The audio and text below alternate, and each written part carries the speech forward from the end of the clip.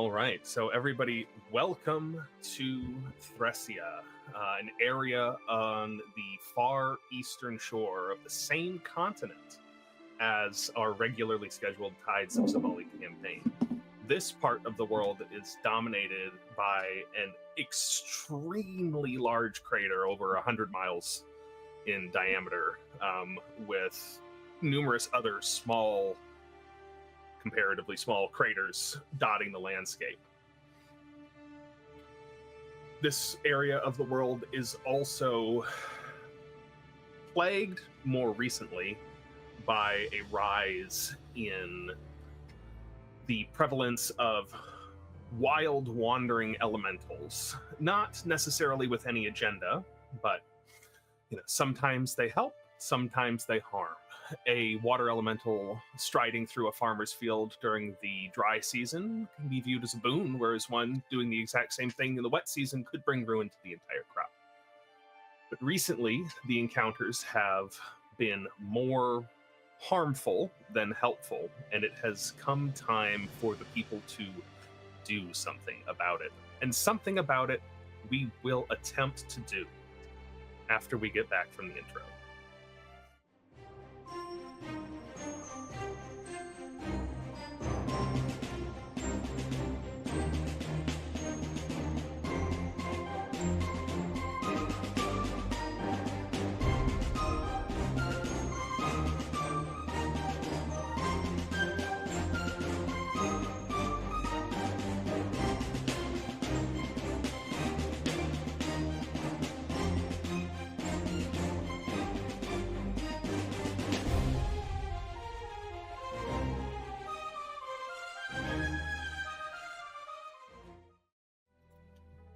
Right.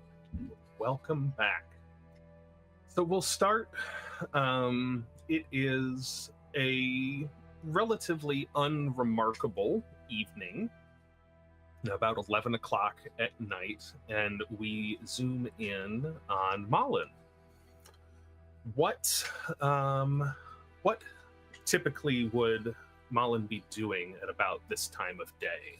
And what do we see when we zoom in on her? Yeah, you said at night. It's 11 at night. Yes, 11 okay. At night. Yeah, when we zoom in, she is like a 25-year-old woman. She has like a short, curly, orange hair, and she's very little. She's probably like 4'11", 5 foot, and she is working in like some magically placed like lights are all over in like a dark half excavated workshop.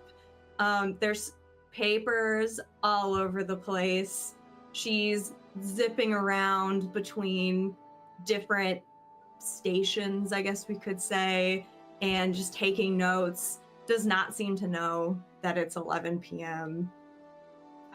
Just seems very into what she's doing. After a moment, there are several hours of doing this, but after you notice a rumbling beneath your feet.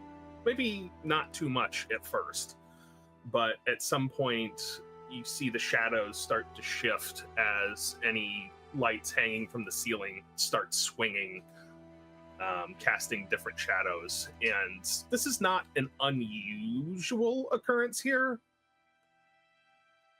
but this time it feels like it's getting closer, and it's not stopping like the occasional rumble does. This is continuous.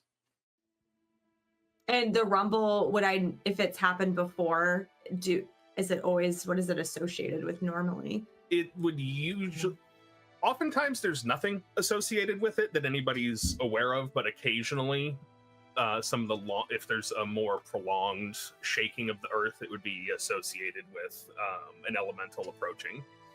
Okay. Yeah, so she might have even ignored it when it's just like a low rumble, not really paying much attention. But as it gets more intense, she stops what she's doing and goes, "Oh dear." And then she'll run out and see if she can find anything, or like even like maybe moving to protect a couple things that seem Like they might be breakable. Yeah. I feel as though this will probably be very perfunctory for your character, but make a perception check for me, please. Okay. You got it. 1 billion. 20. No, 30. Wait, I can't just roll. I'm gonna roll on the character sheet because I can't math. Okay, so 15. Total? Yeah, I rolled a 3. Okay. Even so, as you're catching a falling object, and you notice out through a window flames coming from the city of Willow's End. And you can hear now the cries and yells of distress, and after a moment there is a large, vaguely humanoid but somewhat amorphous shape that is moving against the silhouette of the night sky towards your location. And as it gets closer and gets closer and gets closer, the rumbling becomes more intense before it just sinks into the ground. And yeah, she's just standing like this, like watching it. Keep going. I'm sorry, that's all I'm gonna say. No, you're good. It sinks into the ground and the rumbling ceases and stillness returns to this area, but the fires and the cries and the occasional splintering of weakened wood can be heard off in the distance. Yeah, I would definitely just do a quick check of around the area to make sure if it's reappeared anywhere else before I'd probably go to the village to make sure everyone's okay. Yeah, so you run out into the night towards where it sunk into the ground, and it doesn't seem to have reappeared. This seems to have subsided for the time being, the chaos in the village still persisting, but there is a large open crack in the ground leading into a worked chamber that you had not been previously aware of. Oh. I look inside. I don't know if I can poke my head and throw light down there. Yeah, it appears to be a extension, a continuation of this ruined enclave that you had been excavating that had been previously undiscovered. So she's has her light down there. She's looking. You could see she just starts to her jaw drops. Her eyes are huge. Oh my goodness. Oh my goodness. Okay, I need to. And then she looks and there's screams going on, but it looks like it's taking every inch of her willpower to pull away to go to walk away from this, but she's gonna come back very soon. As Malin runs towards the site of the chaos, we zoom out from her and the earth turns underneath us, going far to the northwest, where we zoom in on a small encampment set up in the wilderness where we see Shanks and Vixx, your characters. Okay, go ahead, Shanks. I'll describe what's on your shoulder in a minute. Yeah, that's fair. Yeah, so standing there with a very ancient and slate-colored war pick in her hands is a very tall, sort of copper-skinned Goliath woman with blonde hair that is like bleach platinum blonde almost, with a little bit of updo to it, but a lot of it falling down. And she is barely covered. She has hide across her chest with some iron banding on it, and a hide and fabric kind of woven tasset on her lower body. gladiator sandals that go up almost to the knee. Just the most muscular woman you've ever seen. I think I made her like 7'4" or something. And she just stands there like both focused and like just enraged, but very gently with one hand kind of balancing on her left shoulder. You see Veros Crowgift, who is a very slender, athletic-looking merman slung over her shoulder.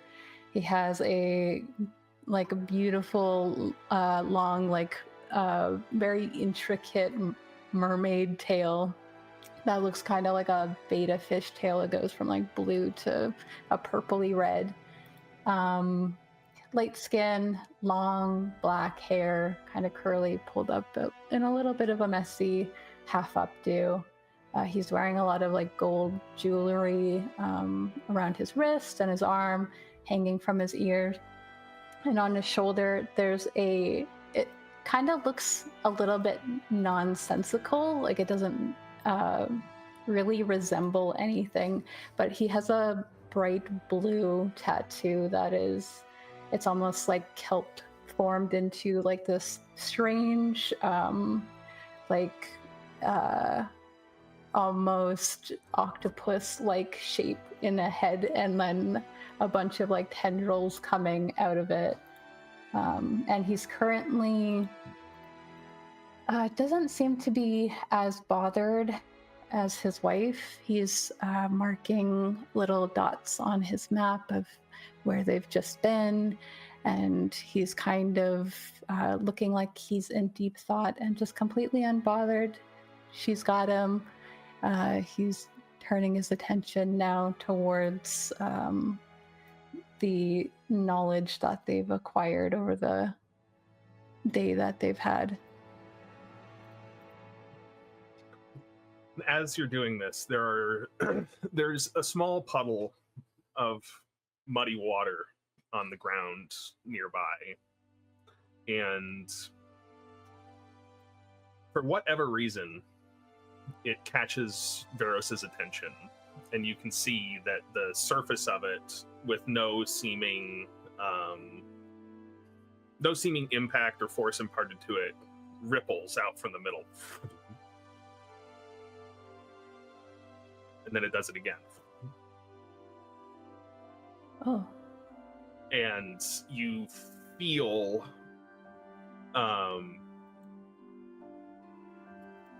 as though your patron's eyes are extra upon you in this moment. Go ahead. I think Veros would be like, "Oh, sorry, darling, I need to be let down," and he starts like moving down her. She's quite tall, so he does his like fin doesn't reach the ground, but before it does, his you kind of see like a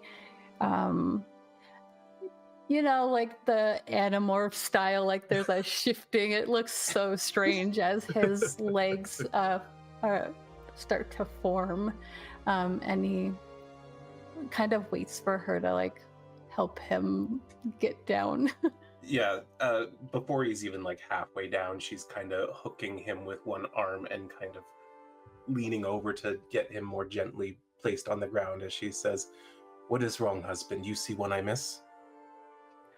Oh, no, you have a good eye. I think, and he points to the puddle. I think I'm being spoken to, and he starts to like try to walk away and takes a few steps sideways, looking very Bambi-like on his legs. They look a little bit like shaky. But he eventually like carries his momentum of like almost like falling forward towards this puddle, even as Veros like stumbles, Yrsa's rage just subsides and she watches him adoringly. Slightly before you get to this puddle, just as you're sort of taking your wobbly half step sideways, you hear a voice in your head, but perhaps not the voice you're expecting. The sort of muted, watery, an underwater voice of your patron may be what you were expecting, but you hear a much smaller human voice in your head. Veros, this is Jules Grantham from Willow's End, is a individual that would be at least somewhat familiar to you, having interacted with him last time you were in the city, perhaps enjoying your Airbnb. You'd know that Jules sort of works as like a scribe and a minor government official in town. Something terrible's happened in Willow's End. We're calling for adventurers to come and, well, I'll tell you more about it when you get here, but if you and your lovely wife could come help us, this village would be eternally in your debt.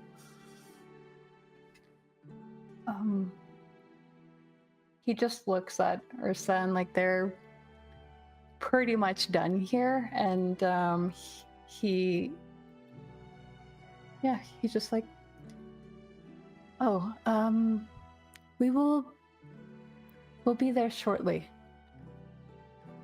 Don't you worry. And he turns to Yrsa.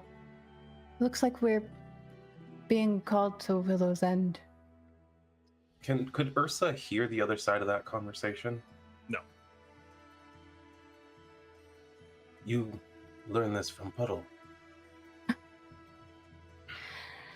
Not exactly. You remember Jules?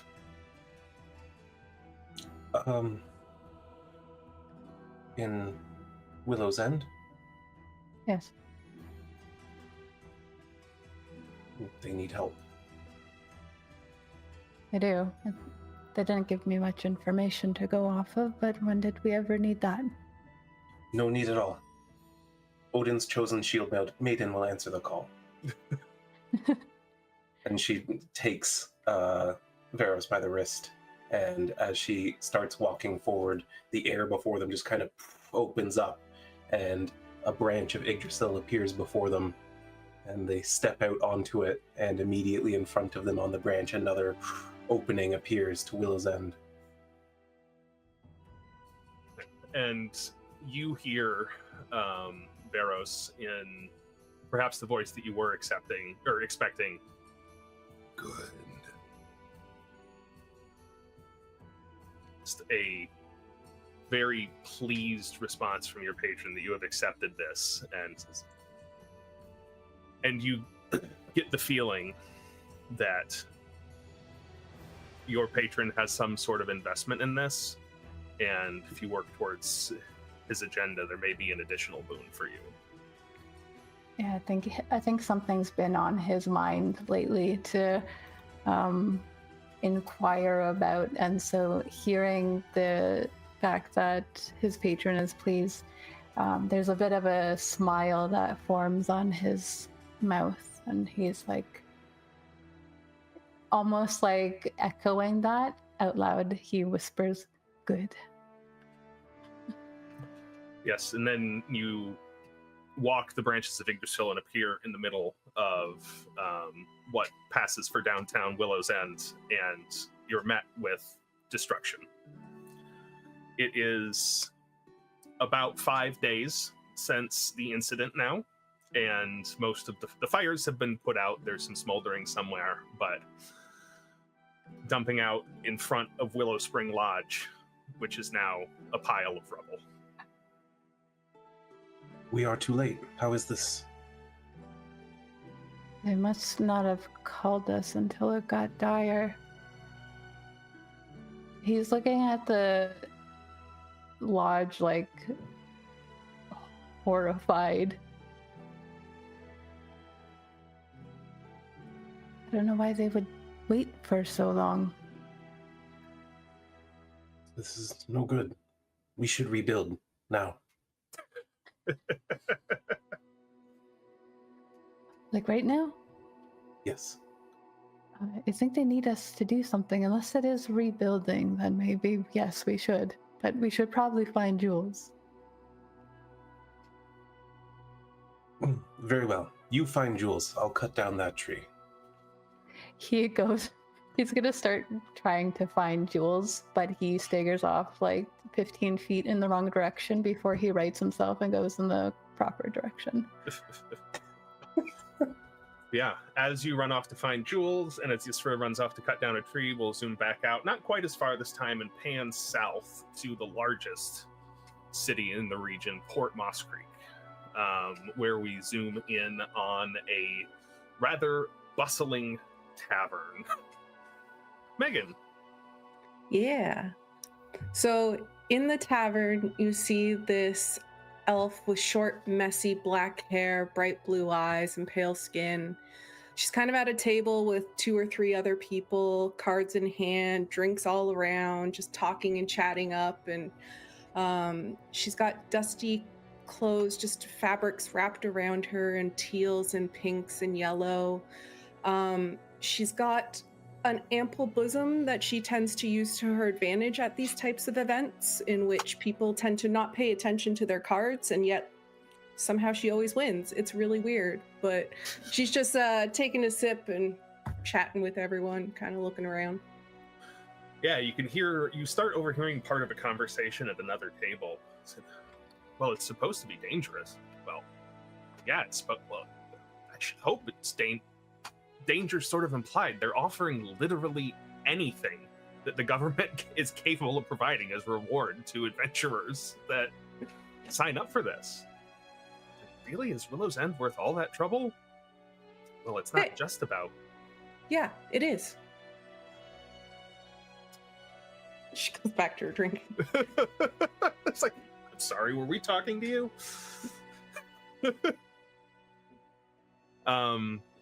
And you hear them discussing this, destruction that went on in Willow's End, and how they've put out a call for any able-bodied adventurer that is willing to go into unknown danger in exchange for literally anything that they could possibly be provided, if it is possible to be given.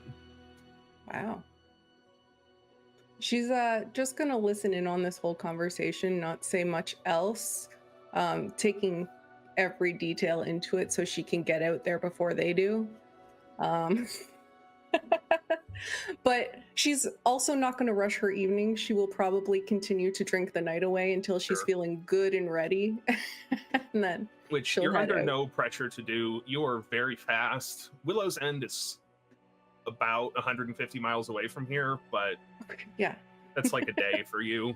Yeah. It's a brisk walk. Yeah. You just gathered that they would like people to be there as soon as possible, but once everybody is gathered, they're gonna send the groups off and give more information about the specifics then. She'll play like 2 more rounds of cards and leave. Yeah.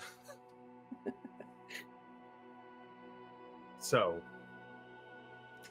the next day, are you leaving straight for? Oh yeah, she'll go straight there. Okay. She has no ties here. Sure. Yeah, so I'll say at this point then, we'll cut back to Port Moss Creek. And that would be hilarious. And you jog through the evening to get there, and about at this point, Malin, you're coming down from the north of town.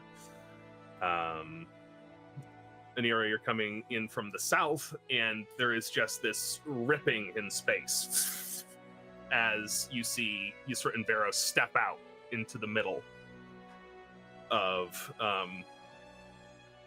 the square at Willow's End in front of Willow Spring Lodge, looking somewhat familiar to you. And you literally have never seen Veros step anywhere at any moment since knowing him. I think Anira is just gonna see him and just be like, well, shit, who'd you make a deal with to get those? Oh, actually, I could introduce them to you if you would like to. Also, maybe you could get a fin or something. I don't know. What? It is a gift from Odin. She's just gonna look at Yrsa and be like, right, okay, yeah. She We knows have better pleased than him. to- She gives my husband legs. They look great. They look very good. Yeah, I should mention that. Like, he's also he is wearing stuff on his lower half. It's like it's kind of like a sarong sort of thing.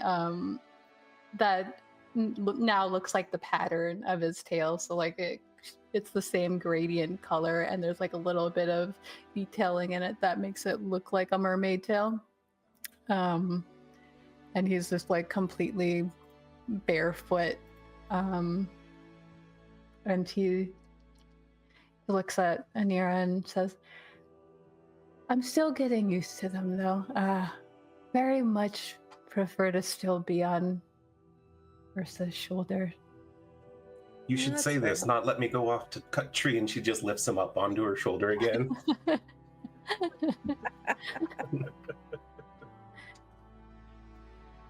It's like Malin is like walking in, and then she sees like the three of them talking. Oh, guys, what are you Hey, doing Shortstack. here? Hi. You And see, yours normally, only, I like, think 5'4"? last time you saw her, there was like just one little like stone orbiting around, and now she has two stones orbiting around. She added one since you probably saw her last. Yrsa approaches quickly and goes to clasp arms with her. Shield sister, I see Odin has blessed you with another child.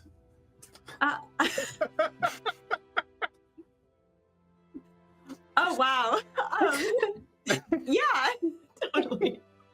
Like you can see in her head, she's thinking like, "How do I correct this?" No, I'm not. No, I'm just gonna let her think that.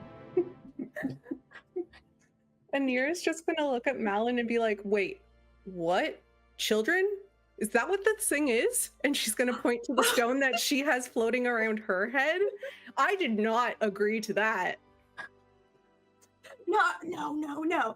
It's not a child. No, it's an ion stone. Ion stone. That means just as much as a That's- child. What does that mean? Oh. Well, my whole family knows how to make them, and I kind of know how to make them too, lately. But anyway, that's besides the point. They're basically these. They give you different abilities and or make you better at things. Basically. Oh. So, I like look at your one. I don't know what it is or if I would recognize it. I have the wisdom one. Oh, this actually makes you wiser. Better at seeing things or sensing people's intentions. Good for cards, good for dice. I like that. I like that. Yeah. Yes, There one we must go. be wise to have children. Sure. Yeah. Pat.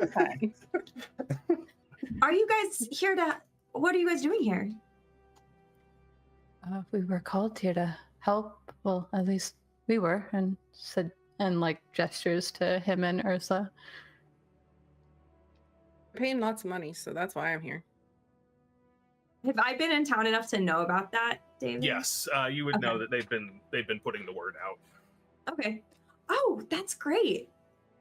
Oh man, I'm glad you're here actually, because it's been crazy these last few days. In what way? Like air elementals are just, I mean, they attacked the town essentially. Just went Earth. straight. What did I say? Air? You said air. Yes. Dang it. Yeah, I'm sorry.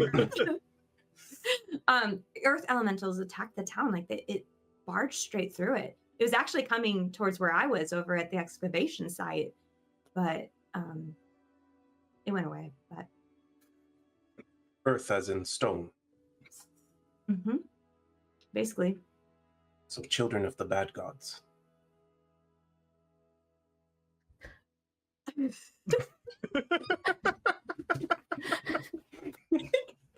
Sure. Yeah.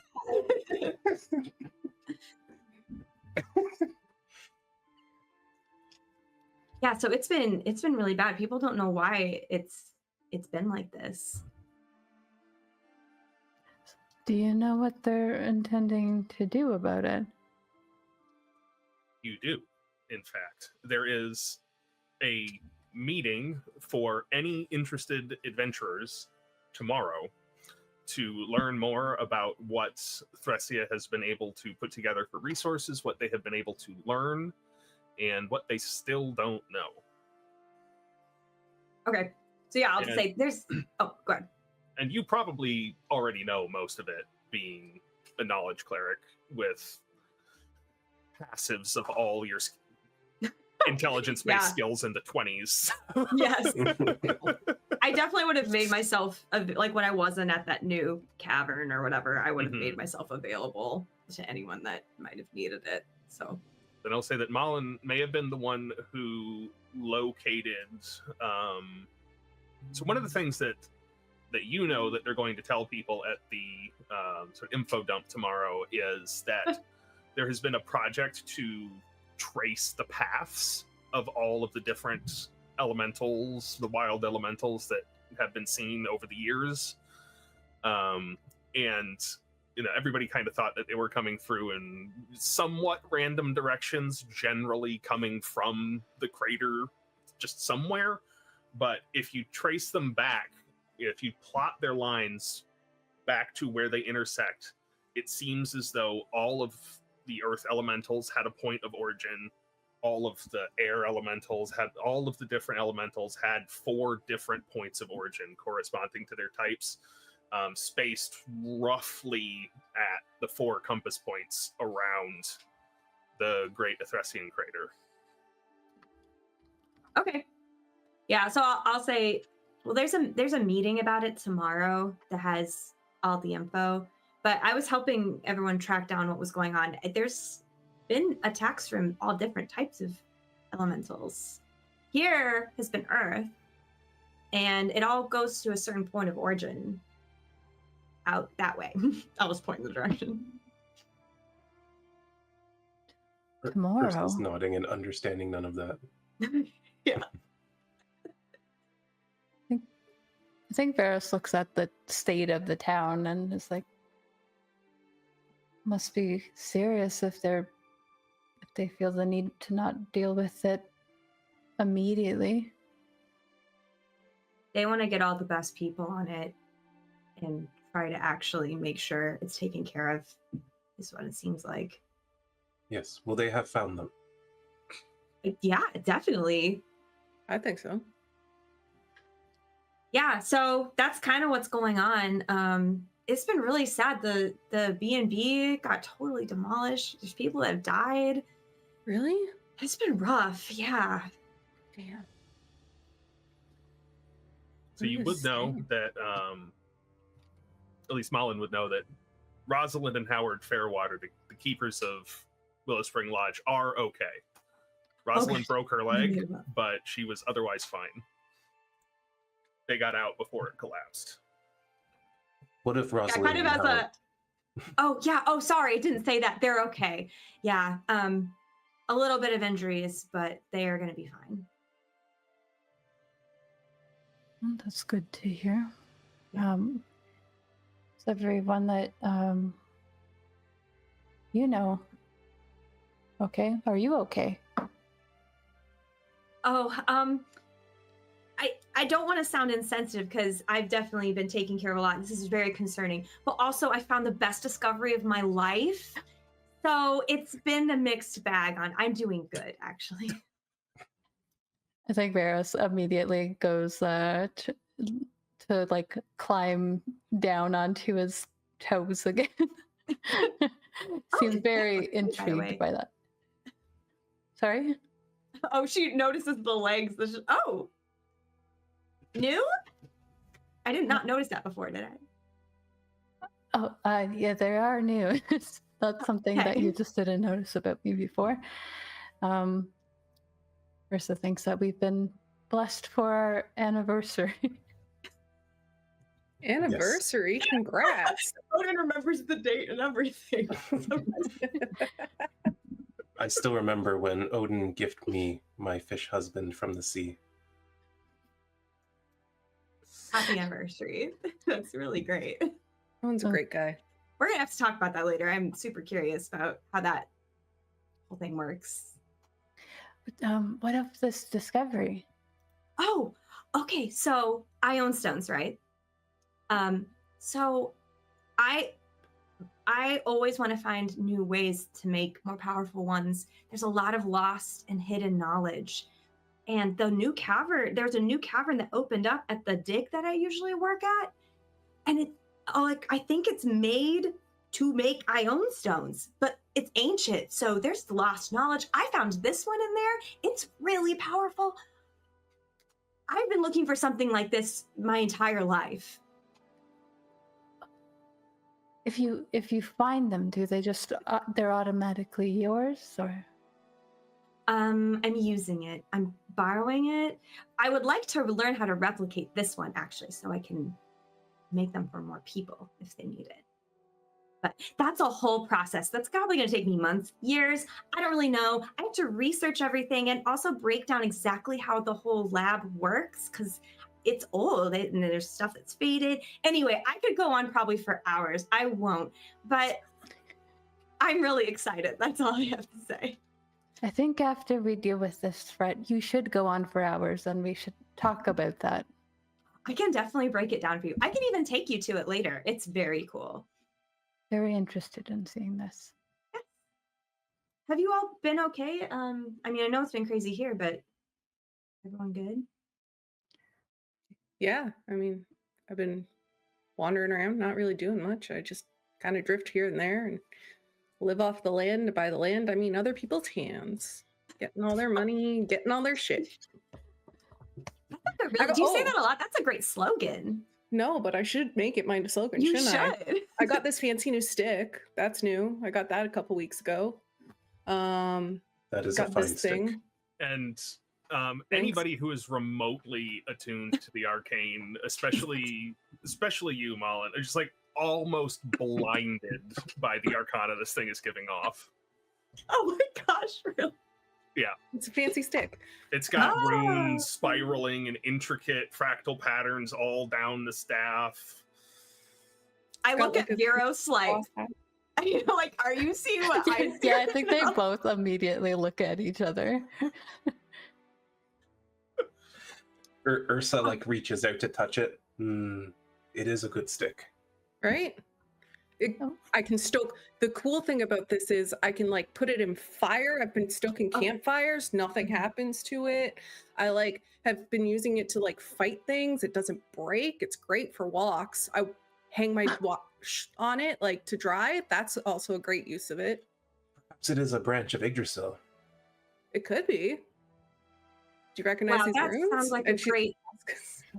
The non-arcane person. My staff is. She examines them very carefully, and she goes, "Yes, this means cloud, and this one is for the best kind of tuna fish." That checks.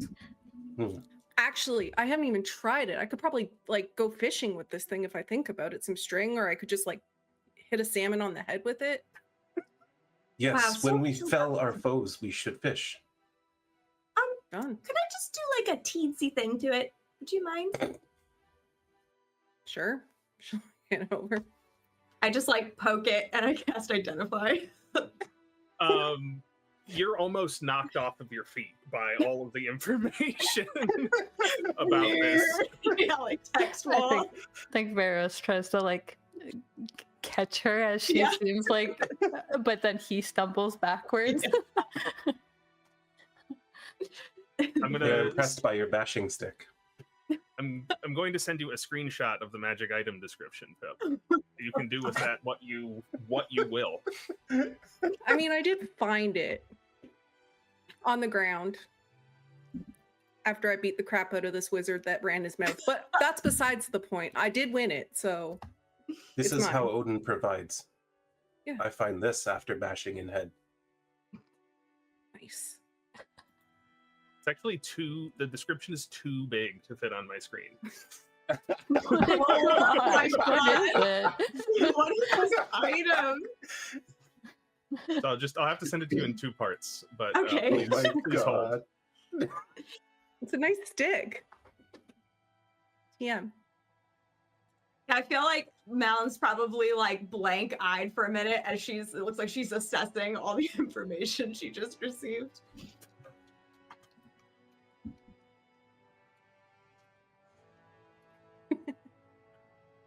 Oh my gosh.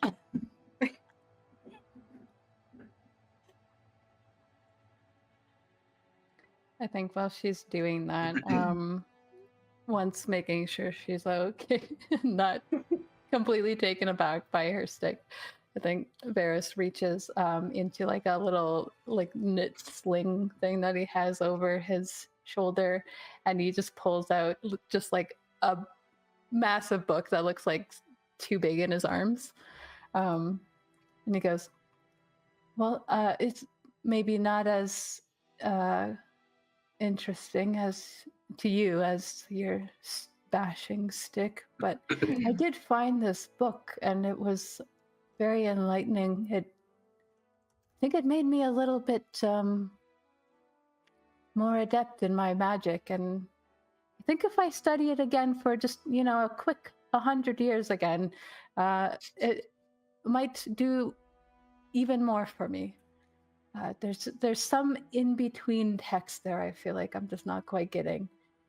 And he tucks it away again. And he's like, "It probably could bash people, though. It is quite hefty."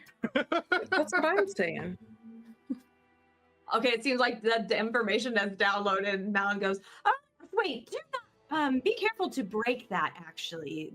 I mean, I think it's hardy, but be careful, because that whole thing could explode. Like, explode." Well, yeah, if I hit it hard enough, it's wood. It's going to splinter. No, I'm talking like a massive explosion, like a massive magical explosion. That you could cast a lot of spells with this. What Like, she so says many. is that Yggdrasil is not a normal branch. That makes sense. Yeah. Much of Odin's power. Does it mean I can cast spells with it then? It'll say, Pip, you would know that one could cast spells with it, but based on what you know about her skill set, she'd be utterly incapable of even attuning to it. Oh, because you have to be a certain type. You have to be a sorcerer, warlock, or wizard. Oh, I to be see able right to here. attune Yeah. to it. Okay. Fucking classist bullshit. If you decided you wanted to learn magic, then you could use it. But you didn't do that in the last time I've seen you, have you? No, I'd rather pull my hair out and my teeth Oh. and my nails and just bash my head in. I hate magic. Oh wow, big No, No, aversion. no Version. offense to you guys. Yeah. It's just I've met a lot of magic users that are annoying. You know who could use it though? And I point to Veros. But like actually use the magic. I mean, it's yours, obviously, but Well, yeah, I won it fair and square. Like I said, I punched Yeah. that guy out in the back alleyway. I'm not going to give it away. It's mine. oh yeah, he Besides, definitely Veros lost does a not very need valuable stick. item. Odin blessed him with all the powers of the sea. Yeah, he's got a book. Well, and Yes. he pulls out like a small like rod that has like these like runes on it that wind up in almost like a tentacle shaped pattern all the way up it. Ooh. I already have my hands full, to be honest. That's cool too. Can that explode if she doesn't use it, or only if she uses it? I think she What has even to. is it? The official title of it is called the Staff of the Magi. Oh, great. So it's whatever you took from him is a very, very, very valuable item. It's worth a lot His of daddy money. Probably bought it for him. Yeah. Yeah. He didn't look like he could use it well. I don't, if you can't, since you can't attune to it, though, I don't think that you can make the thing explode, now that I'm thinking about it. Perfect. I think you are safe. I'll Veros just hit seems people with it. eased by that. Her shoulders relax. Backing away. Like, is that like an impact sort of thing? It seems like she's going to be using it that way. Like every Just time we use see it. her whacking it against the tree, we're like,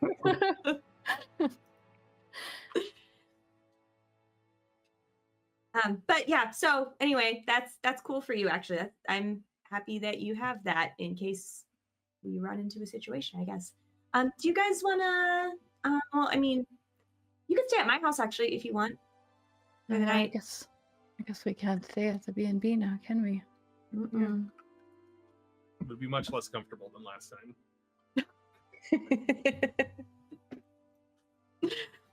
All right, Yrsa then. thought to begin construction, but perhaps we should feast tonight and go into battle tomorrow. Yes, with a full stomach. Yes, plenty of ale. I'm down for that. Definitely. I got stuff at my house. All right, I'll head off to her house. All right. Is there anything you all would like to do this evening before we go to tomorrow? I think after about 6 ales, Yrsa starts explaining that her mother taught her how the gods will gift you a stone when you're very much in love, and then you will carve the stone into the shape of a child and they will breathe life into it, and that's where children come from. And that she's still waiting for Odin to bless them with a stone.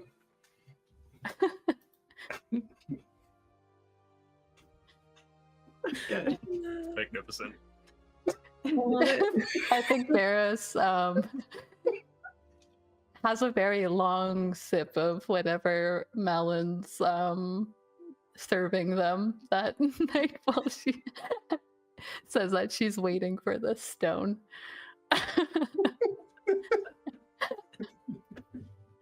And you're I feel like oh, sorry, go. Sorry. No, just half the things I feel like. Did you say Yrsa? Is that how you pronounce her name? Yrsa, yes. Yrsa. I think half the things Yrsa says, Malin is like trying to figure out if she should correct or not. She normally decides to not correct and just go, okay.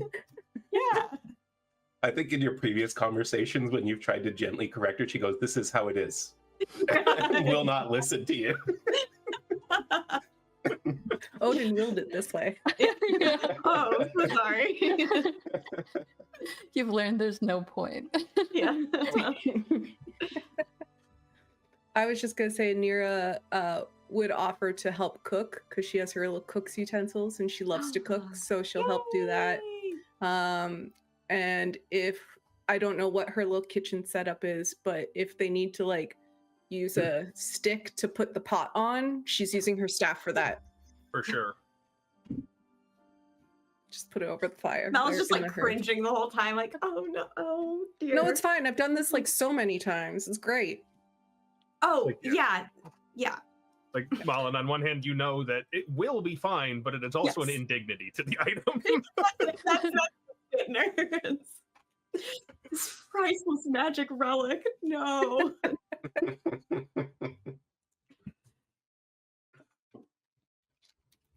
Yeah, you have as much fun this evening as you want, catching up, drinking ale, feasting upon whatever. Anira cooks up for y'all, and in the morning, relatively early, you would know, is when any available adventurers that would like to participate are instructed to gather in the middle of the town square for more information.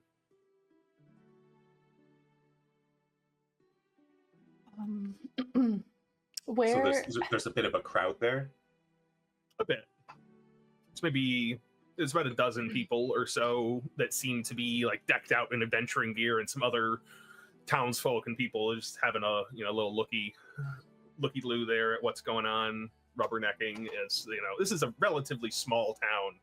It's called Willow's End because it is at the end the Willow River, and it is the last bastion of civilization until you go so far north until you get to where you came from, Yrsa. Does Malin have like a full-on like house? Like, what is her situation here? Or is she like She has like it's a little house. So it probably has like one bedroom. So she probably gave one person like her bed and made little other beds on the floor or whatever. It has a lot of organized organization, if that makes sense. So she has piles of papers and different things all over the place and books. But it's somewhat tidy. And yeah, so it's just like a two room house, I'd say. Fair enough.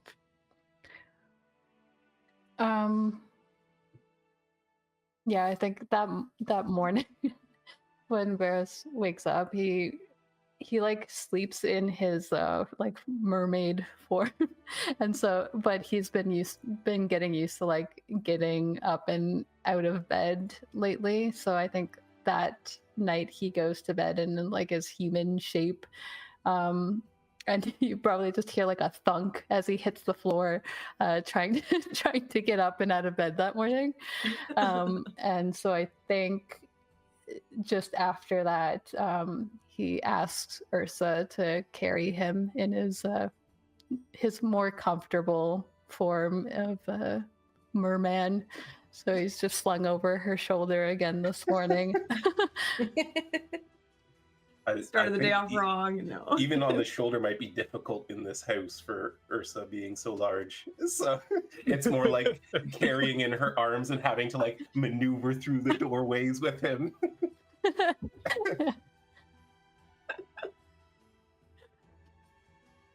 But as we make our way to this crowd immediately, even if Veros were to take on his legs, she would just lift him up when they got to the crowd and in a very commanding voice, make way for Odin's shield maiden, and just like start stepping through the crowd. Just like, hey, oh, watch it. And with Malin's behind. Excuse me, sorry, excuse me. And then she just stands in front of everyone, not caring how big she is or the fact that she's also carrying Veros. His spin's probably like getting in people's faces as she goes past. Smack, all the way up to the front. Sorry. Yeah, after, everybody gathered here, just murmuring, people very clearly adventurers, talking about, like, what could the problem? It's something to do with the elementals. What could they possibly need this many people for? It looks like the attack's over, all that sort of talk and speculation. Anybody want to just want to make sure everybody has an opportunity to do anything that they want to do before you get the download. Could I hear if there's any like firsthand accounts that people have of like maybe things they've seen or rumors, I guess, as well? Because you know how people are like, oh my god, it was 10 feet tall. No, it was 20 feet tall. Oh yeah. Yeah, make a perception or investigation check for that. 28. 28. Yeah. So you pretty readily overhear some people talking. It's like, well, yeah, they said it wasn't like any other of the elementals they'd ever seen. It's in this one, normally when they come through town, they sort of go around obstacles. This one just went through it. That boulder, and there's like just that big boulder over there, it just said it merged through it, not disturbing it at all. But whenever it encountered anything wooden or anything constructed, it just tore through it like it wasn't there. And you can see a very clear like trail of destruction, almost like a tornado, where things like, that building and that building are perfectly fine, but the one in between them is rubble.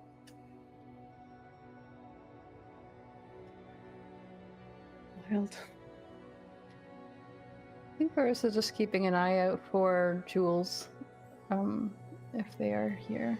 Yeah, you don't have to wait long. See the form of Jules, who's maybe a human man, and maybe about his late 50s, early 60s. He comes out of a building from the other side of the square and sees this group of people. Put up this good, like straightens out his clothes and walks with purposes. All right, everybody, thank you for coming. Thank you for coming on such short notice. And looks to you, Veros, specifically when saying that. You may have heard there was quite a incident with some of the roving elementals here about 5 days ago. Ran through town, causing all this kind of destruction like we've never seen before. And the people of Willow's End have finally had enough of these attacks, or incursions, I guess, getting more common. And we're debating whether or not they're attacks. Attack implies some kind of intent, but either way, yeah, we're kind of tired of it, and we've managed to convince the Eth'Ressian government to put their resources behind this. Some of their finest scholars have attempted to scry on the center of the crater, as any of you might know, very dangerous out there, lots of wild roving elementals and similar such creatures. And well, they got a little concerned about what they saw. So we were able to determine that there is some sort of planar disturbance at the center of the island in the middle of the crater. We weren't able to get direct sight on it, from what I understand, due to all the extraplanar interference. Not really cooperating with some of the scrying spells and other methods that we've been using to try and remotely see into there. But one thing that we have been able to determine with your help, Malin, gestures towards you, is that there are 4 elemental nodes that seem to be funneling or otherwise channeling extraplanar energy into the center of this confluence. And so what we have called all of you here to do is to form 4 teams to go after each node, 1 each. See if you can disrupt the flow of energy. If you can, if you can't, learn what you can, and then to convene onto a point on. We'll make sure that all of you have good maps to know where this meeting point is that we've picked out. It seems to be fairly safe to convene there, and then to, as one unit, address whatever is going on the middle of this island. And it's going to be dangerous. Honestly, I fully expect that not all of you are going to come back if you all decide to go on it. But if you do, Eth'Ressia has opened its coffers and its resources to whatever you could desire in compensation, if it's possible to provide.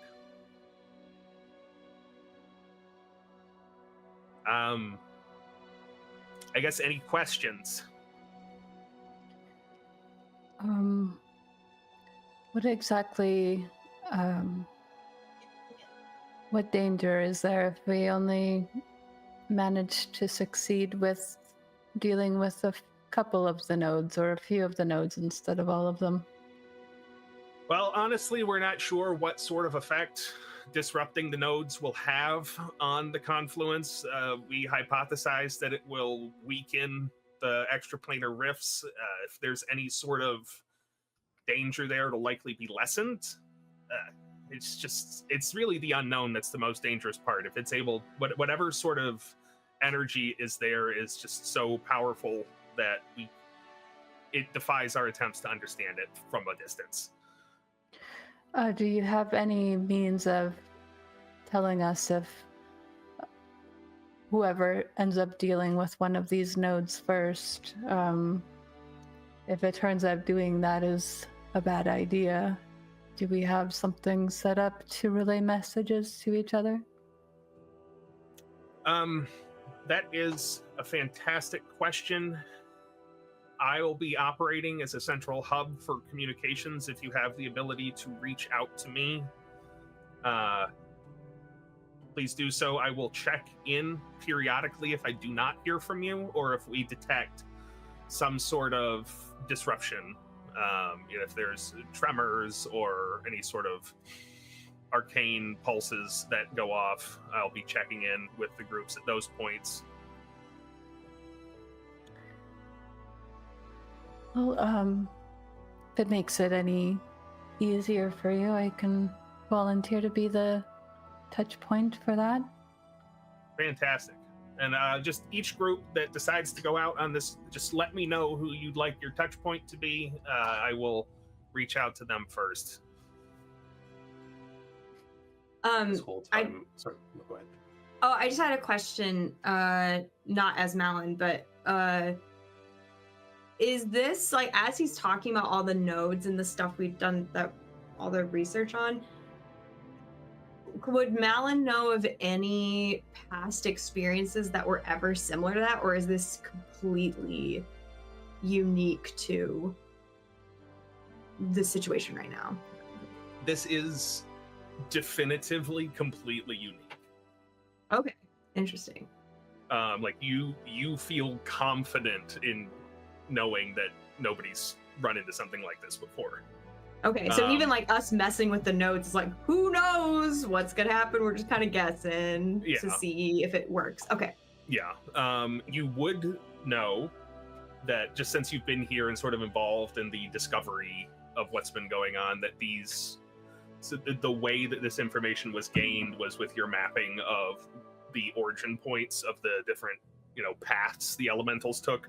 People then scribed on where those lines converged and found these things. Mm-hmm. It's like just a random point in the middle of the woods. Why would anybody go here or look here for anything before? It's in the middle of nowhere. Or like this one's under the sea. Okay. But you do know that they have been there for a very long time, appear to be very old. Oh, that is good to know. Okay. Thanks.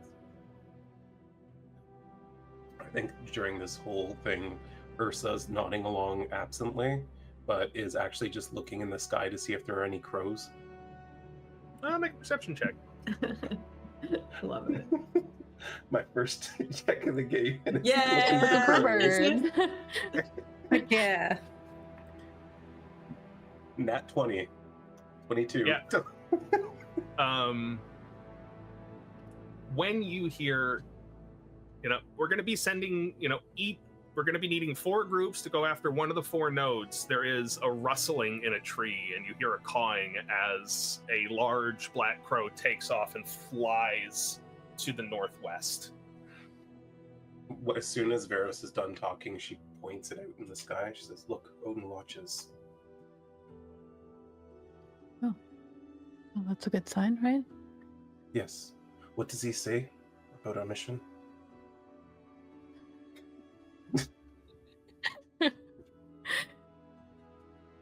You mean the briefing, dear?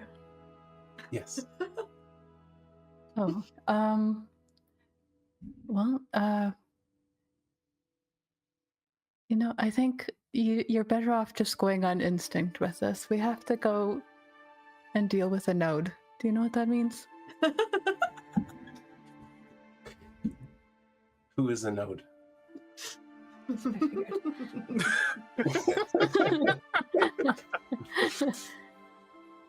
You deal with a node. Yrsa will smash the stone children. Yes. He kind of looks at the stones going around Malin's head. Just the bad ones, right? Yes, evil stone children. Okay. Not Malin's gift from Odin. Yes, that sounds like a good plan. That's usually our plan, so works out for Good. us. Then, onward to kill a node and to Valhalla.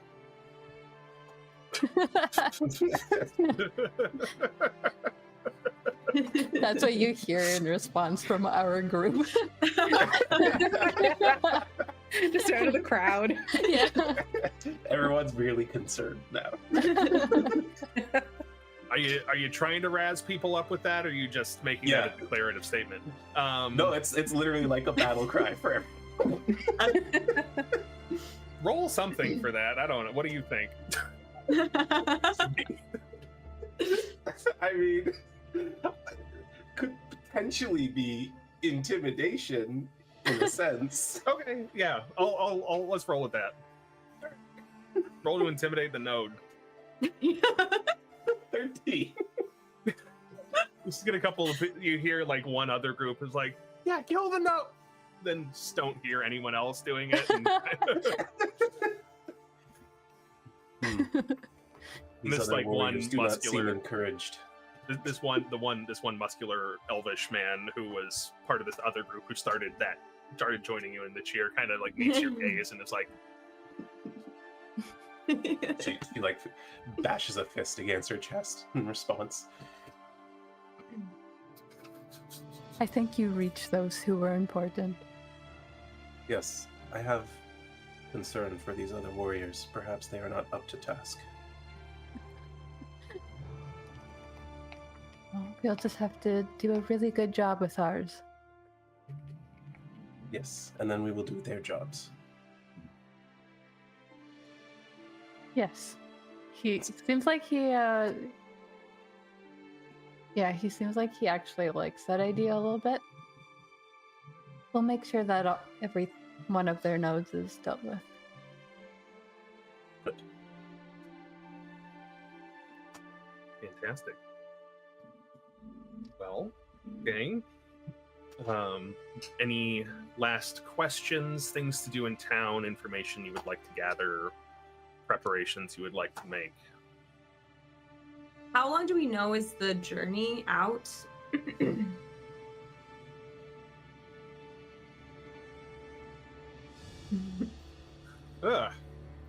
It is about 120 miles north of town. Okay. So you do know exactly where it is, which is nice. Yes. How long would it take us to get there hour-wise? A normal, regular adventuring walk on foot, that would be about 3 days.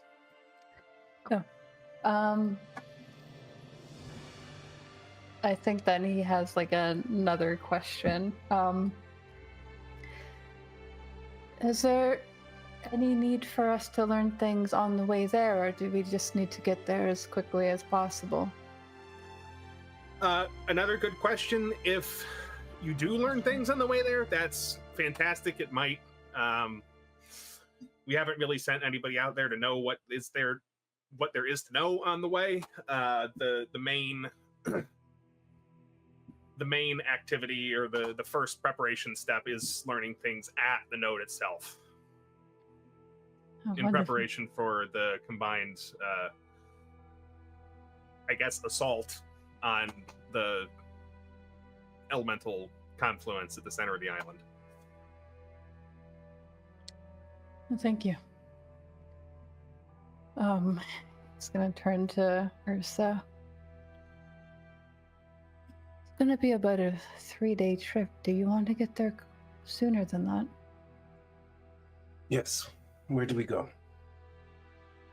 He's gonna pull out his map of the area, which I would assume has the crater on it. Yes. And he points. We're gonna want to start here, I think. Okay. Sorry, just reading teleport.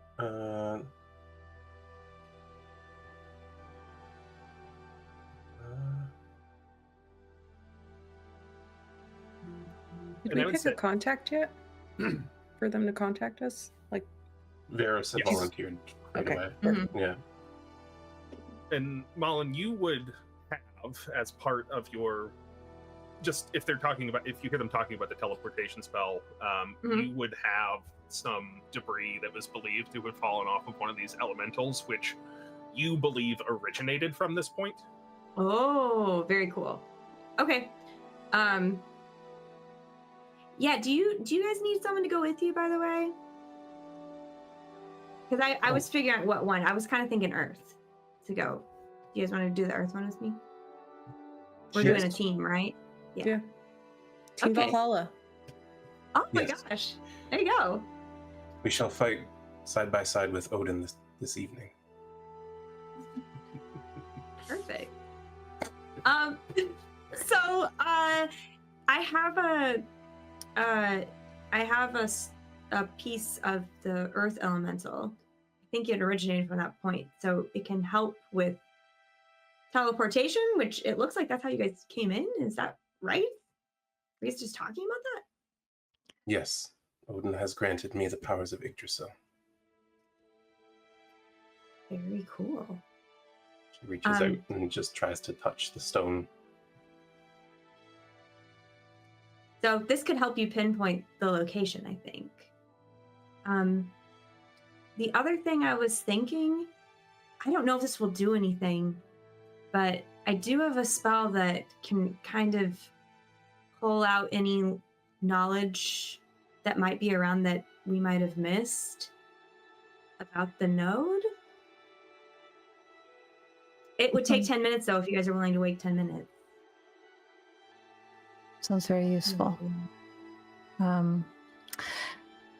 David, I have a question about if I were to cast Hex, and my Hex at this point lasts 24 hours, if I do that and then have a short rest, am I still concentrating on that spell and getting a short rest? Yeah, why not? All right. Let's make it an hour. We're saving 3 days here, so. It's true. Yes. And Veros teaches me to direct my branches of Yggdrasil, so with this stone I can find where it came from. That's handy. Also, just so you guys know, I can, if we get in trouble, and I don't know how often you can use that teleport. 3 times a day. Okay. If we get in trouble, I also have a way to potentially get us out and take us back here. So. Yrsa does not flee from battle. Oh, I mean, yeah, I was thinking more if, the ground's collapsing underneath us and we're all gonna get crushed by rubble or something, Nothing just can run. crush Yrsa. I'm worried about these two. There's like a gentle pat against Anira's back as Yrsa approves of her. This two-shot end with Veros and Malin leaving like a cave-in.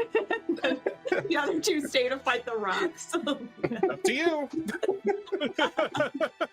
Veros, I need you to hold my stick and attune to it, and then I'm going to take your arms and smash it. Meanwhile, Ursa's like, do not worry, I will hold the rocks. Yeah.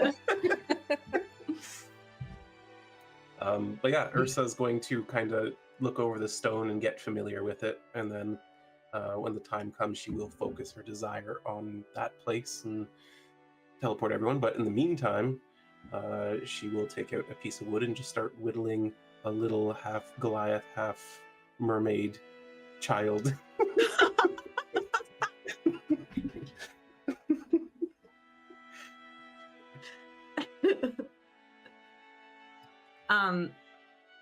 I would have Malin probably go back home for a minute, just so she can be somewhere quieter. And she would get out a bunch of incense and a different setup and a bowl on her kitchen counter. And she'd cast legend lore on the concept of the node, if that's possible. Well, let me read that spell real quick. Because, let's see, person, place, or object. I don't know anything about it, so I'm not sure how much she would get from it, if anything. Okay. So I think you don't know a whole lot about it, but you know that it exists, which is more than a lot of people did up until today. Yeah. I love this spell, but I also hate it so much. As the DM, it's the worst spell. Yeah, so it's not like I don't think like any other time you've cast this spell before, if you've ever used this before, it would be on items that you are much more familiar with.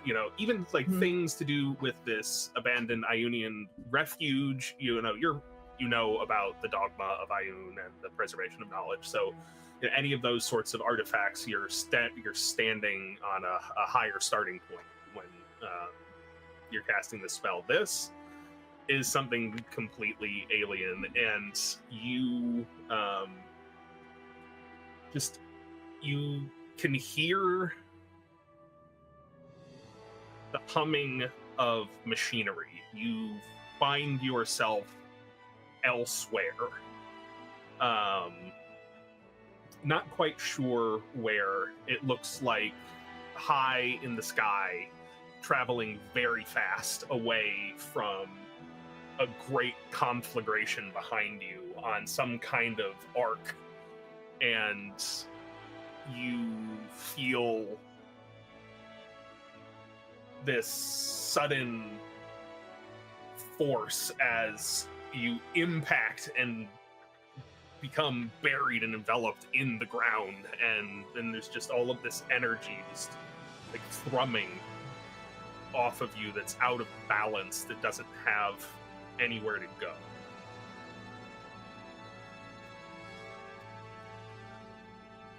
And I think that's what you get on this node from here. Ooh, that's so interesting.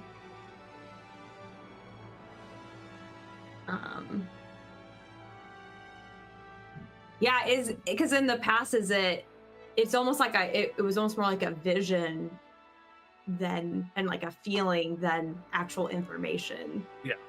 So that's really interesting. Yeah, so she'd kind of like blink coming out of it. Whoa. And then she'd run and tell all notable groups just in case it's important for people to know. If I had to describe it, you could almost hear Ioun over your shoulder going, "Girl, I don't know what the hell that was." Not even you?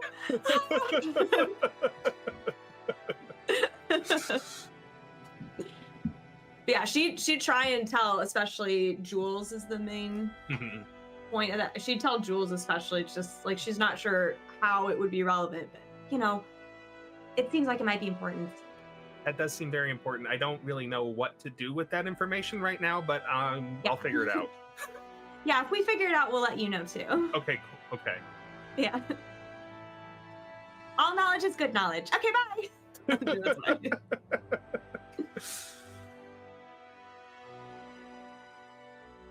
All right. Onwards to the node.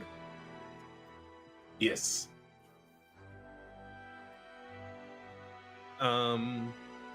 Yeah, as you meet back up and hand off this little fragment of one of these elementals to Yrsa, and what happens? And once again, a pathway opens up and a branch of Yggdrasil extends before them.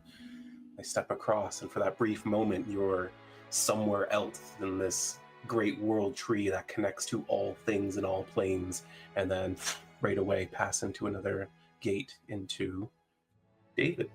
Yeah. Well, not into David, Right but That's right. This is taking a weird turn, folks. That magic school bus Yeah, I was just gonna say. You step out of a tree into the wilderness, far to the north of anywhere that. Well, I guess this is far to the south of the furthest north that you have been, Yrsa, but from this point, and none of you have been in a place quite like this before. The ground around here is rocked with small craters, large boulders sticking up out of it, but stood in front of you is this colossal hunk of stone that is very clearly not naturally occurring in this place. Like this, the angle it's coming up out of the ground is all wrong. The kind of stone doesn't make any sense. It appears otherwise to be a smooth surface, at least on this side. Well, smooth as a rock that's been sitting outside can be, but no obvious doorway, entryway like that.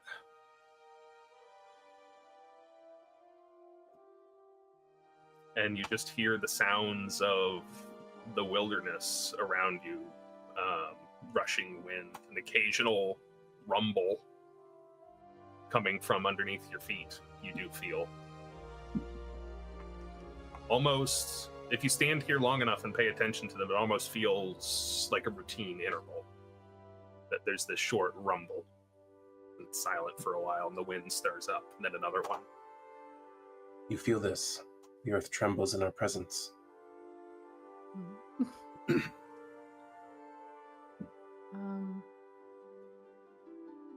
And I don't know. Can we determine if it's like coming from the center of the like little island in the middle of the crater? I'll do a perception or investigation on that. Anyone who wants to. Oh, and Megan and Pip, just so y'all know, I have a house rule when I DM that if you roll investigation or perception and it's lower than your passive, you can just use that instead. Oh, Okay. very nice. That is That's a unfortunate for 29 you. on investigation. Got a 27 on perception. 34 investigation. And I got a 21 looking for crows. Hell yeah. Crow check. You swear it's that same crow from before, flies from behind you and lands on top of this rock. Mhm. And just lets out one before taking off and flying away again. Odin watches. He knows we prove ourselves worthy today. But yes, it is not coming from the crater. It is coming from probably directly under the middle of this boulder.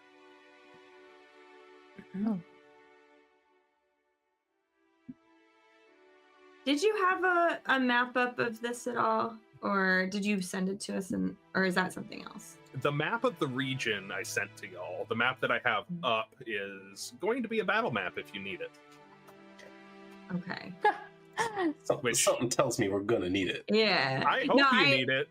Sometimes I'm bad at picturing like mental things in my head, so I'm having a hard time picturing what is around us right now, which is why I ask. But Gotcha.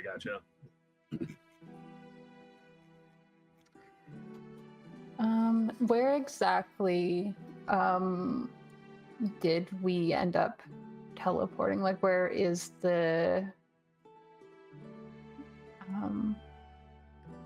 where would the Earth node have been being dealt with? In terms of like the big regional map. Yeah. yeah. Yeah. So like if you see where it says the Liane Wildlands, it's like right underneath the Y. Okay. Okay. Cool. That does help. Um, Oh, okay. And we have teleported where we think the node is, or is this where just the elemental probably originated? In this case, both. Oh, okay.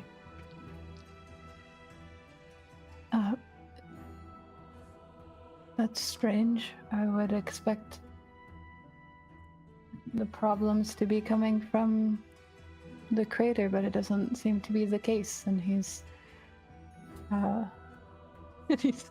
saying this from up on Yrsa's shoulders, by the way. She has to kind of like turn so that he can talk to the rest of the group. Where does it come? From it seems to be right underneath this boulder. How big is this boulder, David? It's huge. Like Boulder's probably doing a little bit of an injustice. It's maybe 20 feet tall.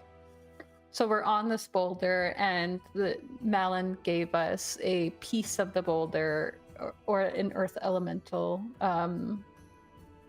and we think that's where this boulder is something that originated from. Yeah, you're stood like right in front of it. It's like maybe if you're too close into it, you could be excused to think you're staring at a cliff face until you back up a little bit and you can see that it does in fact have edges. when you're stood These on evil- the ground. These evil stone children pass through the stone. That's Perhaps actually this blocks their lair. Well, I have this thing I can do. If I stay in an area for a little bit, can recall like things from the past that's associated with the area. They could see how the thing works, potentially. It depends on like what's going on here. I don't really know what I could get. we should really travel together more often. I would like to Mhm. see your perspective on places. I love traveling with you guys too.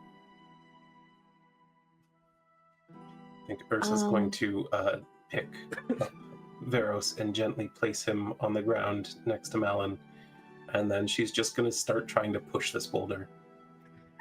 I was looking at how I could do that too.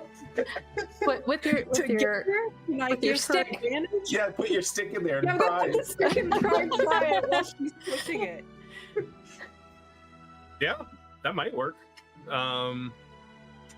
thing is gonna snap in half. If you The do stick, want who to, cares? if you do both want to get in on that, I'll let one of you roll with advantage, or both of you Yeah. roll separately. Yeah, that's Me. probably best. How long do you need, Malin, for that? Just a minute probably. I That'll can. be- They were the same. They were the same. Did you roll athletics or just strength? Athletics, Okay, cool. but it's a 21. Okay. And while you're doing that, what's Malin casting? Yeah, it's a knowledge cleric ability. It's the 17th level ability. It's called Visions of the Past. Once per Ooh. short rest, you can spend at least a minute meditating on an object or your surroundings to receive shadowy information of recent events. Recent events, Up to okay. you on what you want to do that. You could do so for up to 20 minutes and maintain concentration as with casting a spell. Okay. Yeah. Yeah. So Yrsa, even with the 21, that's not quite gonna move this boulder. You can feel it kind of shift a little bit. You swear you feel it moving just a little tiny bit while you're pressing Right. on it, but not enough to upset its center of gravity. That's totally fair. When it shifts a little bit, though, is there like anything visible in that crack underneath as it moves? It's more of it kind of like it like rotates just a teeny tiny little bit, and then as soon as you let it go, it's like right back to where it was. We'll get to the rest of that in a minute. So recent events. That is interesting. So you get a vision of a number of humanoid-looking entities approaching from the west, or from the east, excuse me, from the direction of the crater. And as they approach, they just sort of they look like there's half human and half earth. Crystals growing out of them, like half a humanoid face, like a bright gem for an eyeball. As they approach the edge of this boulder, you see them sink into the ground as though they were traveling through water or air. And then an amount of time passes. It's not quite clear how much, but then you feel a rumble, and an earth elemental rises up out of the ground and travels almost straight south towards Willow's End, in the direction of Willow's End. How And, many originally? Originally you saw 4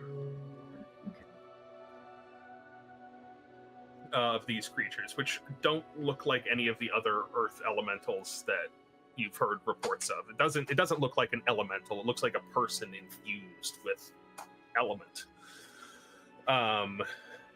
You don't see them leave, but you see time kind of speeds up from your perspective, and just a number of earth elementals go off out of this boulder in seemingly random directions, some to the north, some to the south, east, west, whatever direction you can think of. wander off, and at no point do you see those creatures, the creatures that entered. You don't see them leave.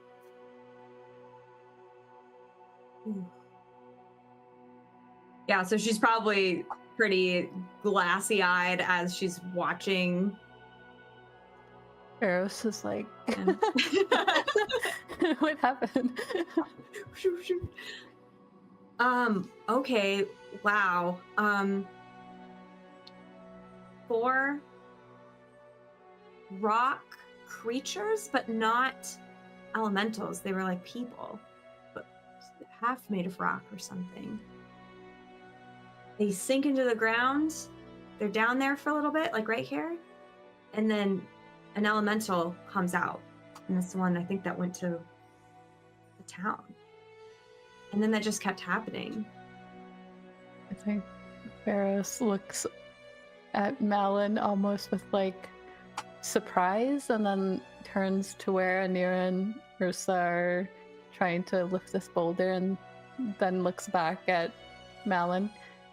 So are they actually making stone children here? Oh, I don't know. Or are they didn't ever come back. So did they become an elemental? They formed together. Did they come out? They come out larger. Mm-hmm. I'll say the creatures that entered were very large, taller than Yrsa, maybe Oh, 9 feet tall. And the elementals coming out were of similar size. They're quite large creatures. So yeah, same size. So maybe each person transformed themselves into an elemental? You did see more than 4 elementals come out. Oh, or maybe they're still down there? They could still be down there. Should we try to find a way in then? Yeah. This is what I'm doing.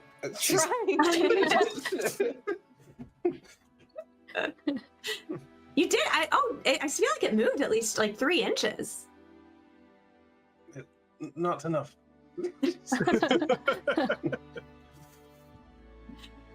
I mean, you could try again if all of you work together, perhaps. That would warrant a second attempt if you just want to try pushing.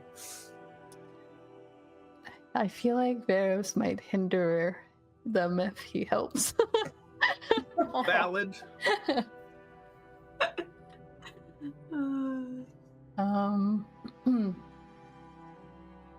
Should we just try breaking the stone? Is it just underneath? Is that all we need to?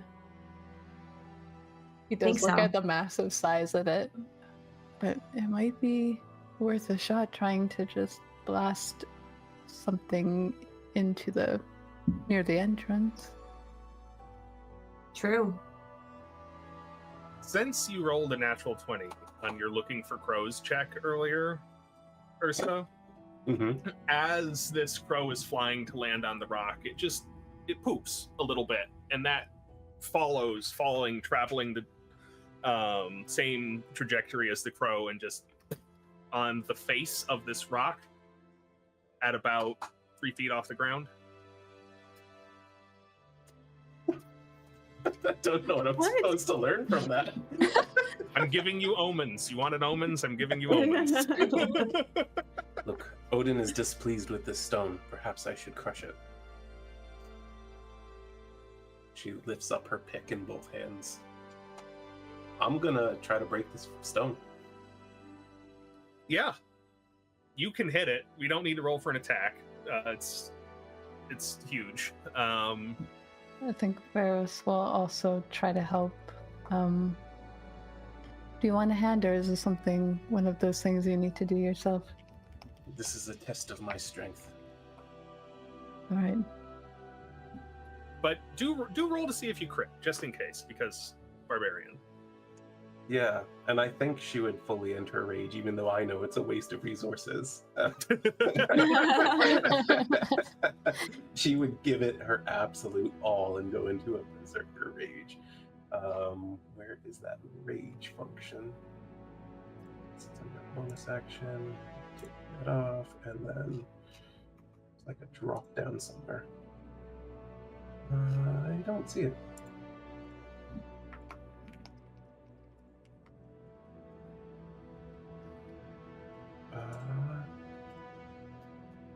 Where the heck is it? I know there's a thing somewhere that I need to do to like trigger the rage.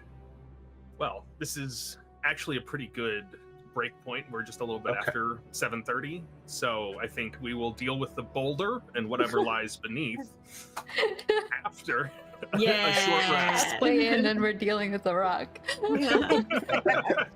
Our greatest enemy. All right, It's like- we will be right back then. Bye. Welcome back. All right, I believe we were trying to move a rock. Yeah. D&D. Yrsa is now furious at this rock and knows that Odin disdains it as well. And so she focuses in on it. Her muscles all bulge. You can see the veins down the arms and everything. She lets out this amazing battle cry, "To Valhalla!" and swings her massive war pick at it. As you said, I will make an attack roll just to see if we crit, which I don't. And I am doing reckless attack, but I don't have advantage because I'm using brutal strikes. 17th level, there's a lot of things to telegraph. Veros that's loves going- when she does this. Brilliant. What's that? Veros loves when she does this. It's beautiful, brilliant. That's going to be the damage and more damage with part of brutal strike. Oh, I can't click it. Here we go. And that. So that is 21 damage, piercing damage with your pick. And you're using the pointy end then? Yes, yeah. She's, but then also as she hits it, she delivers a bunch of force through it. So if it survives this strike, it's also going to be pushed regardless. Yeah. So you let out this, fearsome battle cry and swing with all your might towards one point in this rock, and you feel it connect, and you continue pushing, and this crack forms vertically in the rock, which then falls in half on either side, just with this tremendous shaking the earth, knocking a few trees over.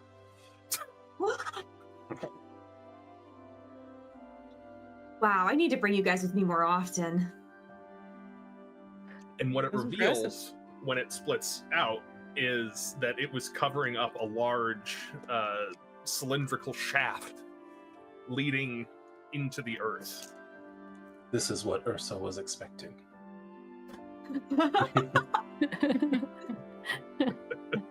Later, would you want to help me excavate like an entire ruin? Would you really want to do that potentially? Yes, it will be good training. Oh, could I Okay. come and watch?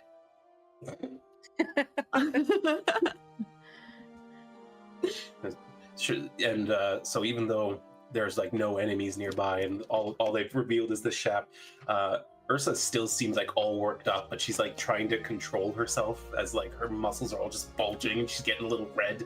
But then she walks over to Veros and like very gently picks him up and puts him back on her shoulder where he belongs. Puppies. Can we see down this, like how far it goes, or? Yes, it is mostly straight down, but it is at a little bit of an angle going towards the west. And as best you can figure, it maybe goes 100, 120 feet down before coming to an end. And it looks like it then branches off into different directions. I wonder if this is what those things were traveling down in. Just Falling sliding straight down there. I can jump down and see. Yes, we should all jump. Jump Okay. down blindly? Yeah, my gosh. Anira's just gonna like jump down, and I'm gonna use the slow fall feature.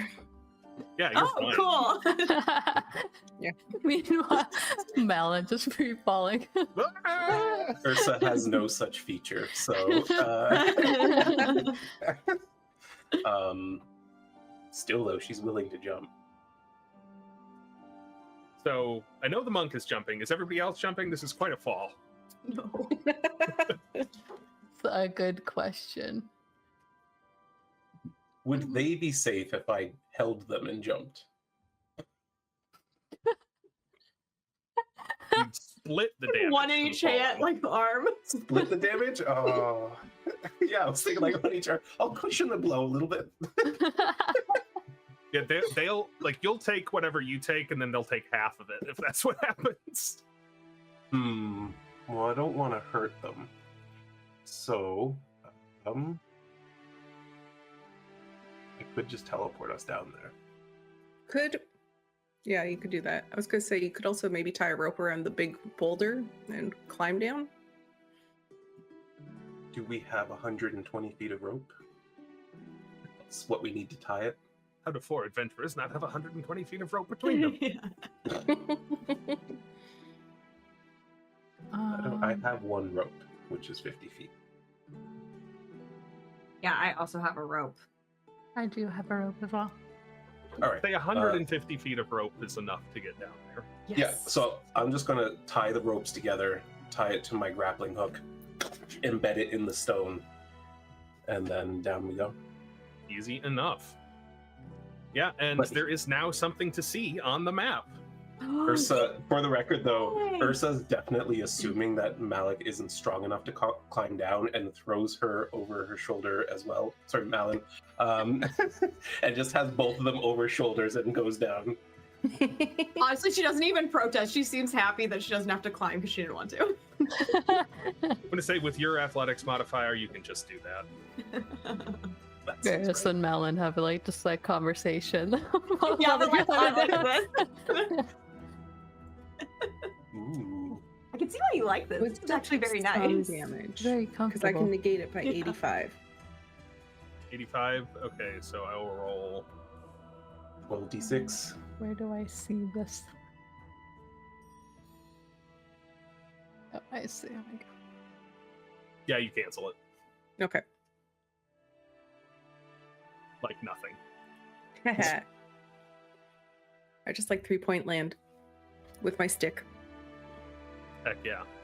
Y'all find yourselves at the bottom of the shaft. It is warm and dark and humid down here, and there's a very faint moving of air in here, which is not necessarily what you would expect.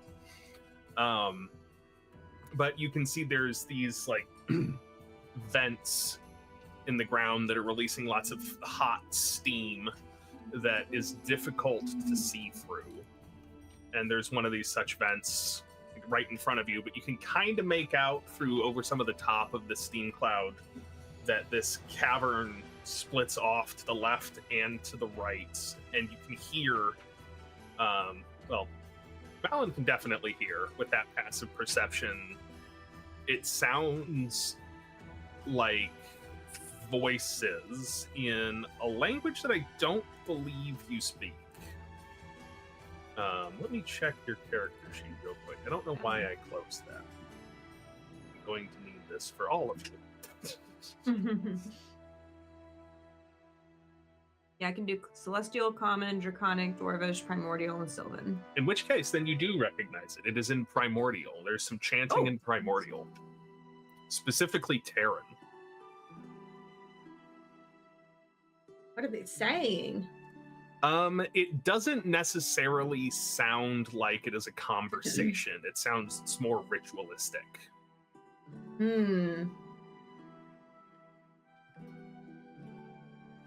If I listen for a minute, do I get a hint of what it would be for, or what they're wanting, or something? You can make an Arcana Anything? check for me. Okay. Let's see. Oh, We have found the halls of now Belir.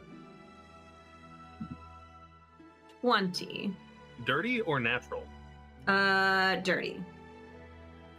Yeah, you're it sounds like it's coming from quite far away, and there's some noise, some like cavern noise, dripping water, the steam escaping from these vents that's getting in the way. But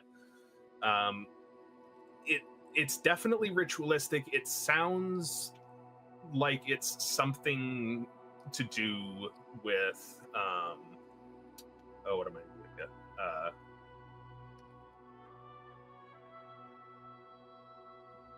It sounds like maybe part of a ritual designed to exert control over some force or creature, maybe. You're not quite sure. Okay. Yeah, so I'll kind of whisper to everyone. It's a ritual. It's trying to control something. It's in Sylvan. Or primordial, dang it. Should we be quiet then, as to not disturb them? We might be able to, if we're quiet for a little bit, we might be able to pick up more of what they're doing before Another. See if it's something we need to stop or not first.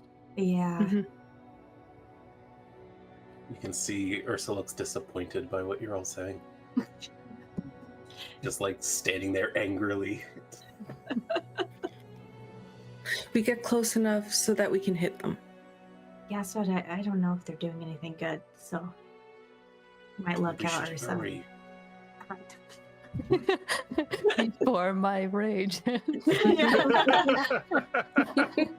He's punching herself like to keep the rage up. She doesn't have Now to you can do do it that as a anymore. bonus action. It's great. She doesn't have to Oh, do that really? anymore either. Yeah, Wow. Oh, Cool. they It fixed just that. lasts 10 minutes now. At a high level. That's Yep. amazing. I'm so excited. Where are we going? We're not the like gestures to me and to himself and Yrsa.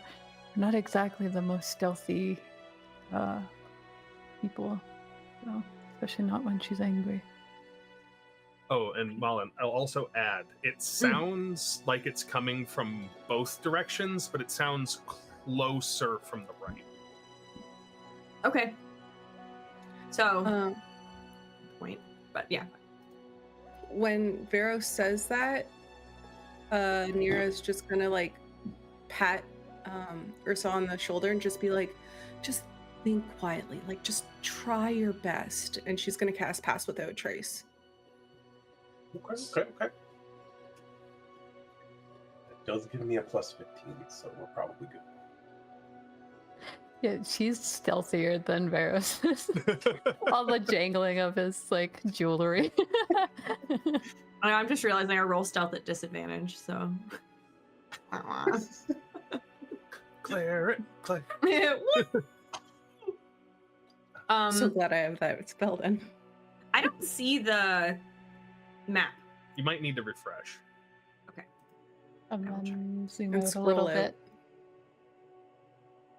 So that's 32 to my stealth. Holy shit. Nice.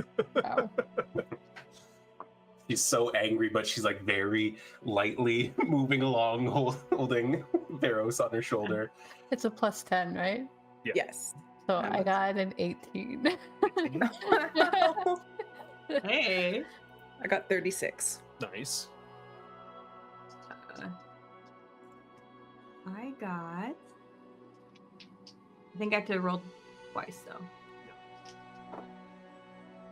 Okay, 13, 23. With Nice. this Pass Without a Trace. Thank you, Pass Without a Trace. Thank you, Pass Without Trace, for sure. Well, they can't roll for shit, so. But was it enough?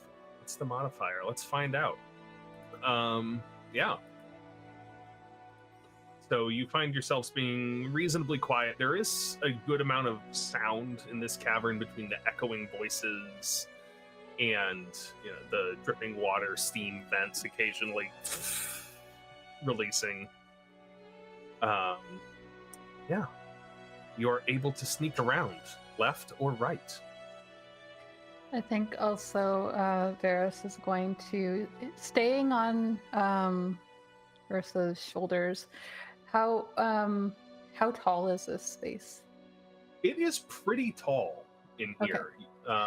Then, yeah, Tall enough he's- where that's not an issue. Yeah, he's just sitting on one of her shoulders, but he gets his legs on just in case.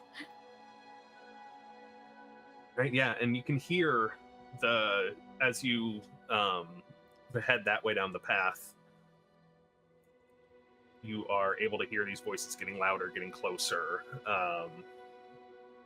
And Pip, if you want, you should have the ability to move your token on the map. It won't even load for me. I'm just seeing blank still. So Scroll back, like scroll out on your mouse wheel and see if. oh, Finger there down. it is. Yeah. Oh, okay. It all makes sense now. I'm coming. Okay. David, you said this was steam here. Yes. Is there any there's no like water, it's like a vent sort of situation? Yeah, and there's a little bit on the ground. It's not super deep, but there's like a little layer of water.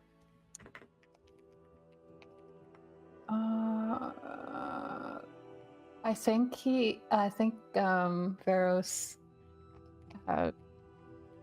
asks Yrsa to like stop, like kind of signs to her to stop for a second, and he's going to so stupid.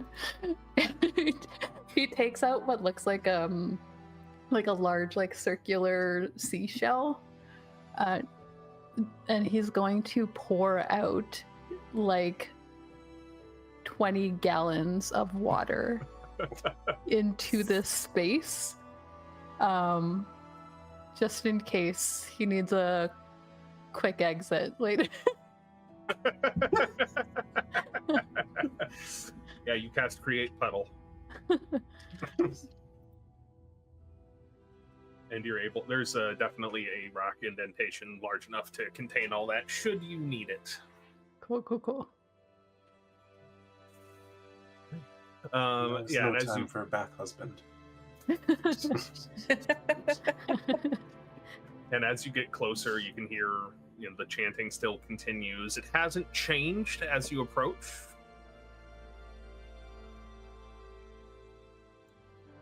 Well, I'll just keep on.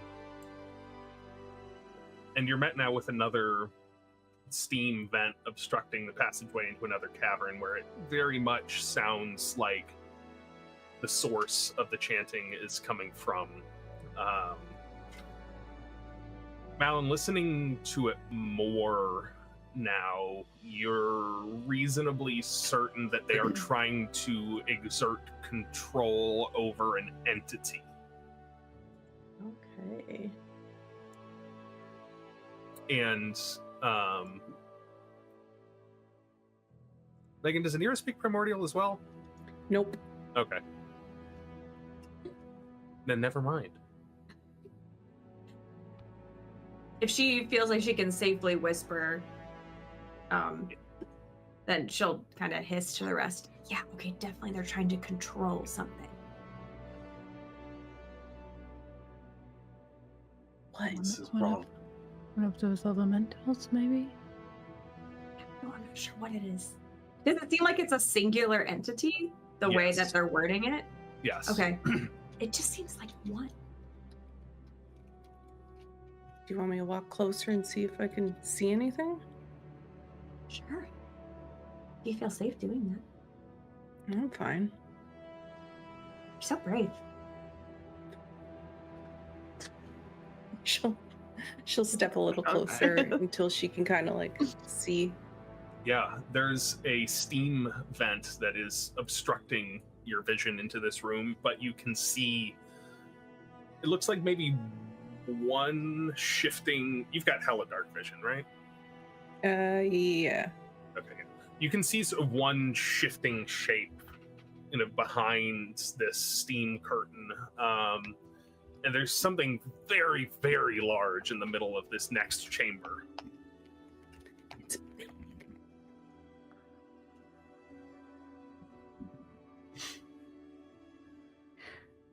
It's dark in here, you said? it is dark in here. There's occasional glimpses of light from around some of these steam vents. It looks like some heat, like some very hot rock a little bit further down, but it is for most purposes dark. Then Yrsa reaches into a little satchel on her belt, pulls out a tiny little crow sculpture with eyes that are gems, and she says, "Odin, give me the sight of Mimir." And gains true sight up to 120 feet. There you go. Nice. The shit's cool. The steam curtain is not an illusion. Fair enough, but she doesn't even have dark vision, so it's Yeah. like Yeah, she that's can't- super. But now she can see everything. So Yes. Even slightly into the ethereal. There are little elemental spirits sort of flitting around, hopping between rocks in here. This area is charged with energy. this is the birthplace of stone children. How do you know that? You can see them. I'll just go ahead and reveal the map if you're peeking through. Yeah, let's go ahead and peek through. Oh boy. Ooh, it's a big one. Ah! Yeah, and so there are these two of these stone humanoid hybrid entities on either side of this large pillar of stone that's taking up a solid 10-foot diameter in the middle of this room, rising to the ceiling, sinking into the ground, and they're performing some kind of ritual on it. They don't seem to have noticed you. One thing that does stick out in particular is in the center of this mass in the middle of the chamber, there is some sort of metal or of some sort embedded about halfway up with what looks like a large iron pick that has been buried into it. Near the boulder? Yeah, inside of In the whatever boulder. they're chanting around. Sorry, the iron was the pick, or the pick is pinned something to it? The pick, so the iron is embedded in it, and the pick is then embedded in the iron. It's like somebody struck Oh. at this thing I see. central to it, and it became stuck. Gotcha. Does it seem like it's like that pillar? Like if I kind of study it for a second, does it look like it's moving or has any sort of sentience or even struggle? If this ritual is like trying to control something? So yeah, after it, at first, it doesn't seem to have any sort of motion or agency struggle to it, but then there's one of those rumbles in the earth, and you can see it like shift a little tiny bit in a way that you don't expect rock to move. Hmm.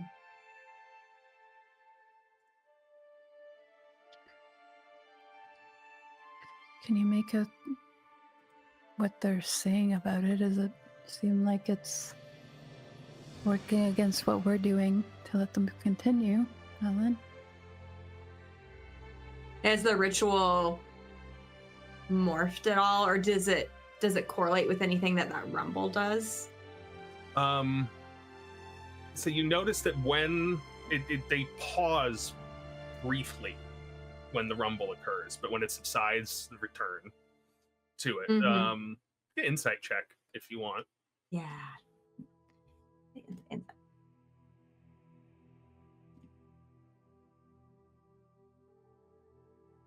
25. You sense like anticipation when they stop. Like they're thinking, is this the one? No, okay, keep going. Oh. is the vibe that you get. Weird. Okay. Yeah, so I'll just say it seems like it's something they're trying to get like a end point they're trying to get to with this thing. It's not quite there yet. The rumbles they want though.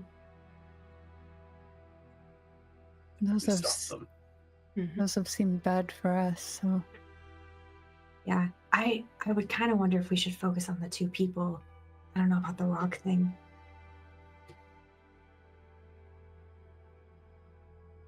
Who's He's first? gonna look at Anira and Yrsa and goes, "We wanted something to punch." Will you be safe here, husband? Yeah, I should be fine. And he starts letting himself down again.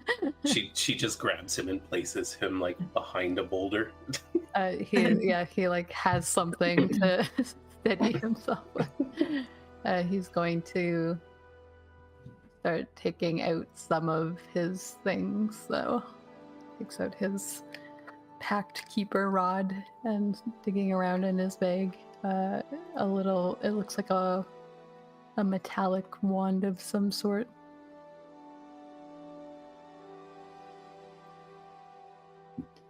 Fantastic. Can I cast spells safely without being alerted, or is that gonna trigger something? Depends on the spell.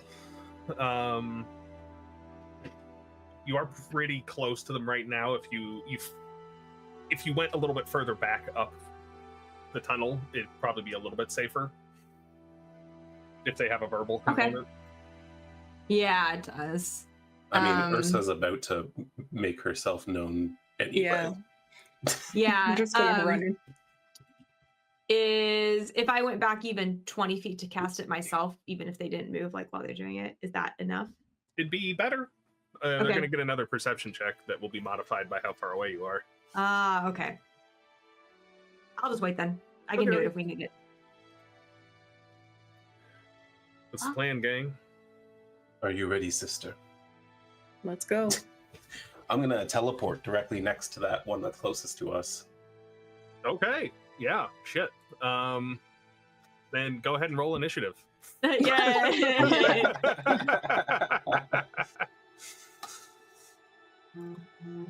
Have advantage on those. And they were both ones. Oh no, is that one a 7? That one's a 7. Wait, I can do something though, I think.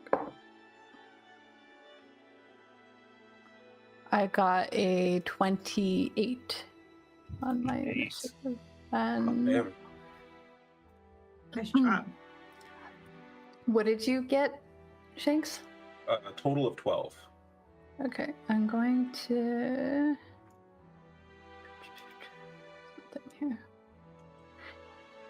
I think you see as Yrsa positions herself there and makes herself known. Veros seems to say something under his breath, and there's like a sort of subtle shift, like as if the sarong thing that he's wearing kind of flicks almost like a fin tail, and Yrsa is like surrounded by like this bioluminescent water for just like a second. Ooh. As he starts to change the tide of things, and I'm gonna swap my initiative with her. That's That's all. so I get a cool. 12, and Yrsa gets a 28. How are Anira and Malin doing for initiative? 19. Wow. 12. Let's have a roll off between. I guess that was. I don't know how to work that. Because it's like, is it Yrsa or? Yeah. Well, you rolled it, Veros, so let's use you. Roll these to see who goes first. Both of us roll? Yeah, and just tell me what you get on the die. 5. 1. Okay. Veros will give you the 11. Okay, that doesn't impact anything else. Okay, Cool. Start combat. All right. Yeah, you just appear next to this entity, seemingly catching it by surprise. It doesn't really have enough time to react to you. What would you like to do? Stop your chanting, fiend. Picks it right in the back. Make an attack roll. Yeah. I can't see what that number is. I don't like the layout for dice on this. That's a 27 to hit. That'll hit, Cool. believe it or not. Then, yeah, she's going to use a brutal strike as well, so she'll hit it, and for that much damage, that's 18 plus the brutal strike, which is another 13, so that's 31. Yeah, I was right to be worried they didn't have enough hit points. Yeah, so she just smashes it with her pick, doing 31 damage, and it is immediately pushed 15 feet away from her. I'll let you move your things. Let's see. I'm used to being DM. No, you're good. You're good. 5, 10, 15. Just slides across the ground. And then, and it is also sapped, so it has disadvantage on its next attack. Gotcha. Ministry's amazing. I love it. Yeah, it's pretty badass. So yeah. There you go, perfect. And then she will also run right up into its face again. Just not relenting, just and then chases it down, is just ready to attack again. And that's her turn. All right. Anira. Me. I forgot to move my token, so I think I can still make it though. 120. I can get 7 feet away from it. I think from where? Let me see. Are you going for the big one or? I'm going for number 1. I see. Yeah, you can get pretty close. Not quite. Let's go for number 2 then. I can get there. You can get to number 2. That's for sure. Okay. We're gonna go number 2, and then we'll run over number 1 after. Just in this flash of speed, where Yrsa had bent space around her to travel in the same fashion, you just blink and you miss it, and you're there. I am going to unarmed strike this thing. Yeah. Okay. Do I have to do anything, or just roll dice? Just roll dice. Okay. So that's a 28 to hit. That will hit. Okay, and then that's going to be That be a rolls lot are of hit. ridiculous. 14 damage. And then What second. kind? Oh, it's going to be bludgeoning, I believe. Oh, your fists are magical now. It doesn't matter. Yeah. I'm kind of a high big level. deal. High level play. Okay, second attack is a 24 to hit. Uh-huh. And then that's going to be 19. Sure. And then we're going to flurry of blows, because this is exciting. I like Thanks. monks now. And I could do Charge up. 3 extra ones. Sorry, there's so many dice. 19 to hit. Yeah. 16 damage. 23 to hit. Yeah. 9 damage. And last one is 25 to hit. And 18 damage. Nice. Yeah, you just... What does it look like as Anira just wails on this thing?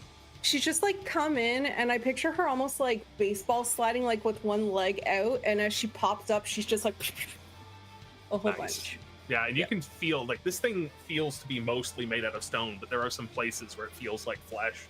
You focus in on those. Just trying to crumble the stone. I That's my totally forgot about extra attack. Go for it. Also, I would David, have you used my have stick to prop up. that an precedent. advantage, David. Thank you Yeah, for- see, I think that she forgets her own action economy a little bit, and she sees Anira come in and striking 100 times. It's just like, I can hit again.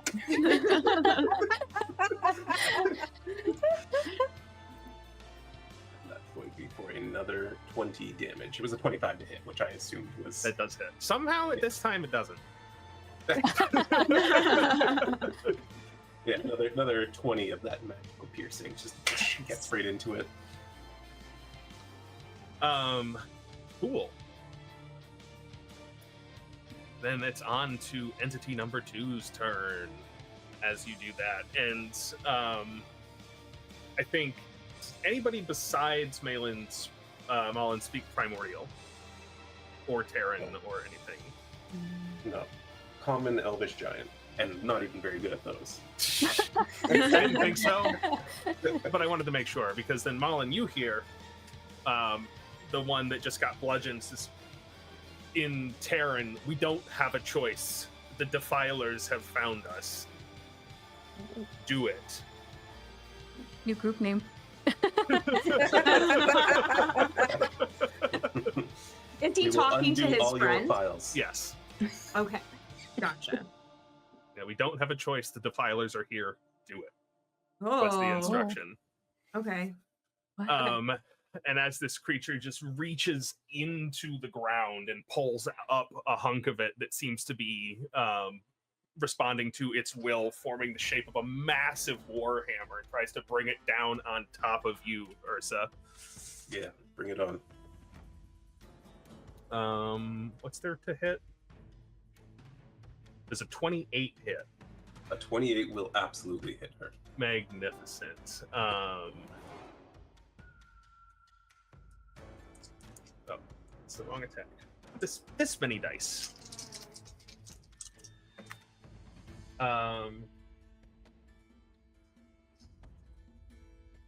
Please take 24 points of bludgeoning damage, and you are prone. Look at that. I think there's something stopping me from being prone, but I don't remember what. Bludgeoning. So my rage halves that. Yes, Right? it does. And it was 20? 28. 28. Okay, so 14. Yeah. Which doesn't even get through my temp HP. Well, that's fine because they've got more. But yeah, Stop taunting him. sorry, he had disadvantage on that, right? So they did. One less. 27. Oh, still. All right. Yeah. she takes the hit and falls down. She goes, I would have thought a rock would hit harder. And then now with you prone, makes another one. That's another 28 to hit. Yep, that'll hit again. 10, 14, 15, 21 points of bludgeoning damage. So 10. Yeah. And then this next time you think brings the maul down onto the ground next to you, thinking that they missed.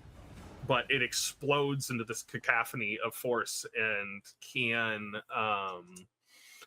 Yrsa and Anira please make a dexterity saving throw for me? Yeah, absolutely. I have advantage on those as well. 18. Why did that only roll one though? Roll a second one. Compare them. 19. 19. Okay, so those do succeed as this force rumbles through the two of you. So ooh, that is a good roll. It's 12, 18.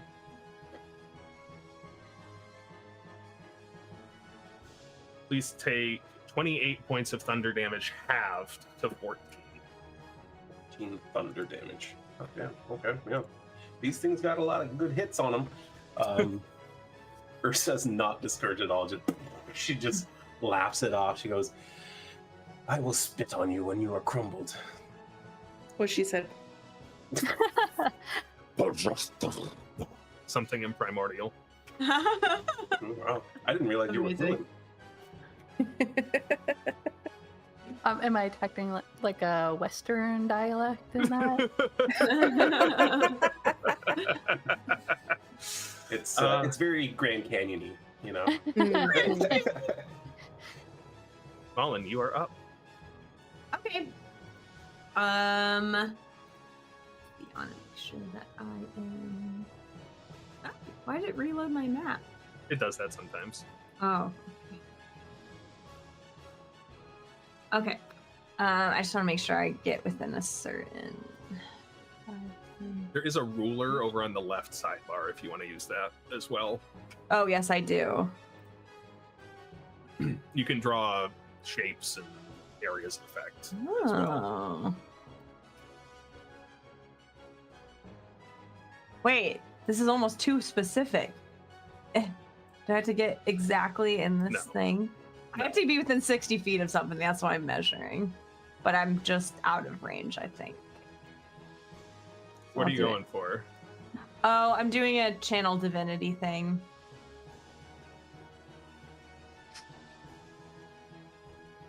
But I'll do it next round, I'm thinking. There's a 60-foot radius centered on you. Oh. Oh, thank you. That's helpful. Okay, so I'm just out of range. I'll have to do it next time. If that's the case, you know, I'll have to just spend an action getting over there, honestly. Let's go here. And then I'll use my bonus action to heal. I'll do Healing Word on Yrsa. Or let's do 4th level. 4th level. Healing Word. Oh, I love that it just does that for me. 22, back to you. Nice. All right. I am back to full. Oh, yeah. Just keep pouring it in her. Is that your turn? Yeah. All right, Veros. Okay. So I'm guessing I'm also not within 60 feet. Can I see through this steam here? Or is it like obscuring my It's vision? obscuring from where you are. Okay, I'm gonna move up here. I don't know quite how apparent it is, but this thing right here is quite a large boulder that would provide you cover. Okay. I think I'm good to stay back here. So I'm going to put...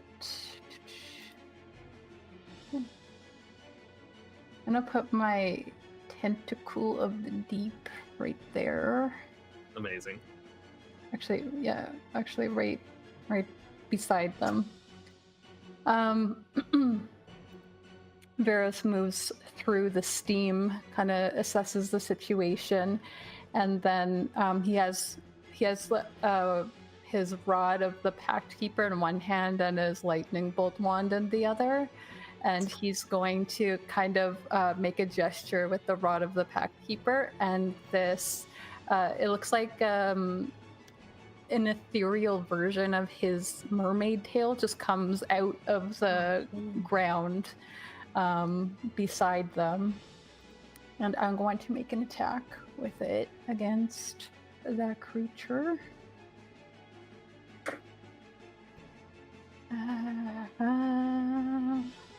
I should also just be using this sheet, I feel like. Plus 12, so that is 25 to hit. Yeah.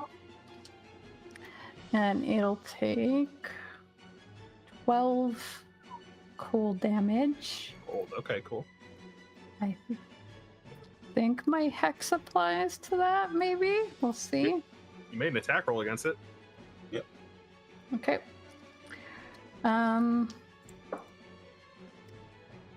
got 1. So 1 extra damage to that.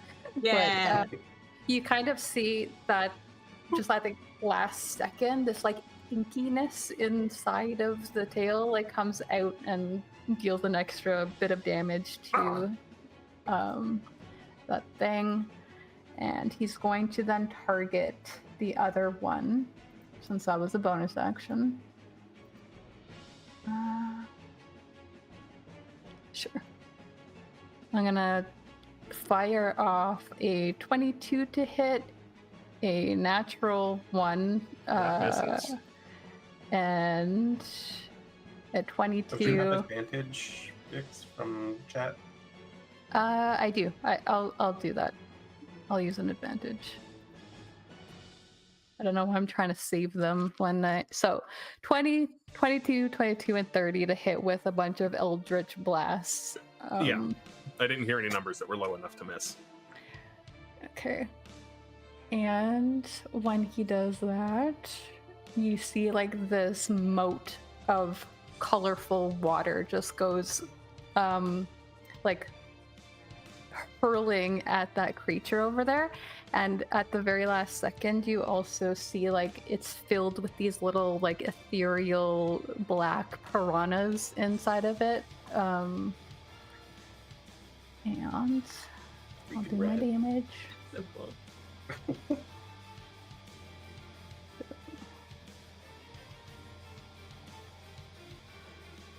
27, 35, nope, 37. Wait, I'm not doing math right. 27 plus 16 is 41? 43? 3 plus 7, 8, 9 plus 12 necrotic damage from Hex. So 55. Yep. Dang. That was a Nice. good hit.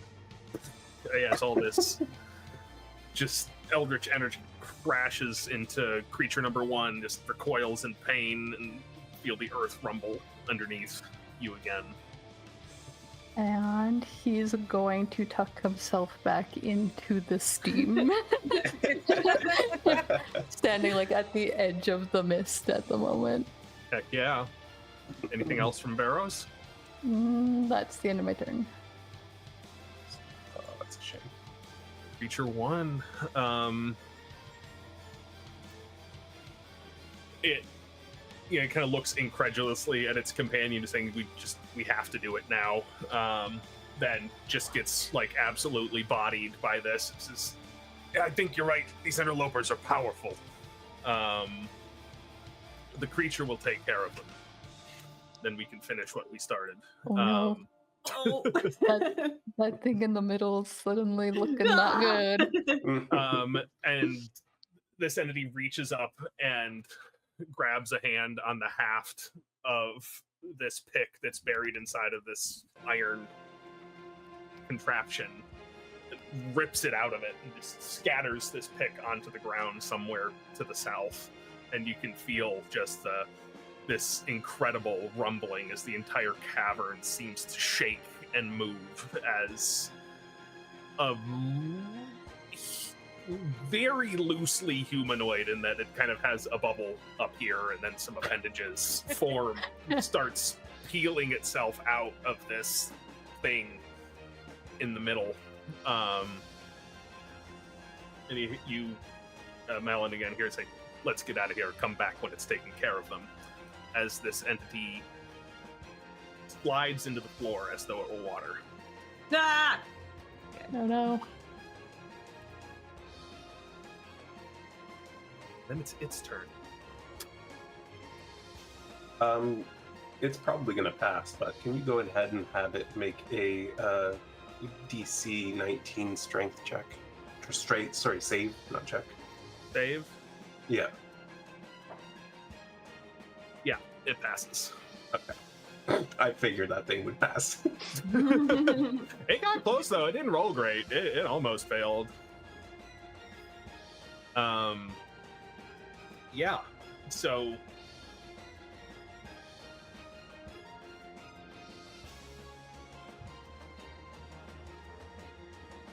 Yeah, that's what it's going to do. 3. What's its reach? It doesn't even have to move. Cool. There, you're right there. Mhm. It is going, this like massive fist-shaped rock sort of starts protruding out of it, coming towards you. Does a, where's its stat block?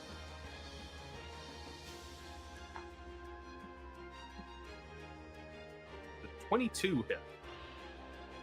I'm gonna use a luck point to make you reroll that. It's more. Okay, yes. I suspect, like us, it has like a plus 15 or something. Probably. Like, All right. Yeah, as this gigantic fist just comes barreling towards you. That is going to be math.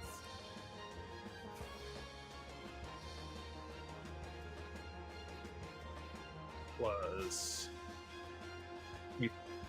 35 points of bludgeoning damage. The mermaid tail next to Anira kind of whips into the way of that. I'm going to use my guardian coil as a reaction, and you can take 13 off that damage. Oh, nice. Thank And you. also don't forget you can use your reaction to deflect attacks. Yes. Yeah. I have so many things I'm trying to open. No worries. Okay. Can I use that after she's used that so that I would Yeah. deflect the 13? Or Sure. would it still be the whole? Okay. I want to try that. So, Yeah. Is it within 5 feet? Yeah. It is not within 5 It's feet 10. of you. It's 10. So I can't. You can still Redirect. deflect it, but redirect it. It's a little far Yeah. away. Okay. I'll do that then. So it's 1d10 plus 22. So I deflect, like, I get it. Actually, let me measure that again. I don't know what I'm talking about. Yeah, you're close enough. You can redirect it. Am I? Okay. Yeah. Oh, wait. Um, Yeah. I put the point on the center of your token and got it to, it gave me 7 feet, so I think that's Okay. close enough. Okay, sounds good. I'm going to deflect it then. So I would reduce it because my plus 22 will automatically just get rid of that 13. And then it has to make a DC 19 Dex saving throw. Oh, that's a 10 on the die, plus... Not enough. Okay. So then it is 2 of these.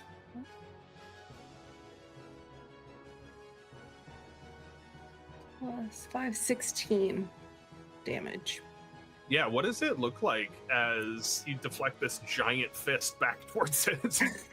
She essentially is just gonna like take her stick and just like baseball swing it up to meet up with the fist, and it's just gonna like come back and punch itself in the face. Yeah, just with this loud crack, just...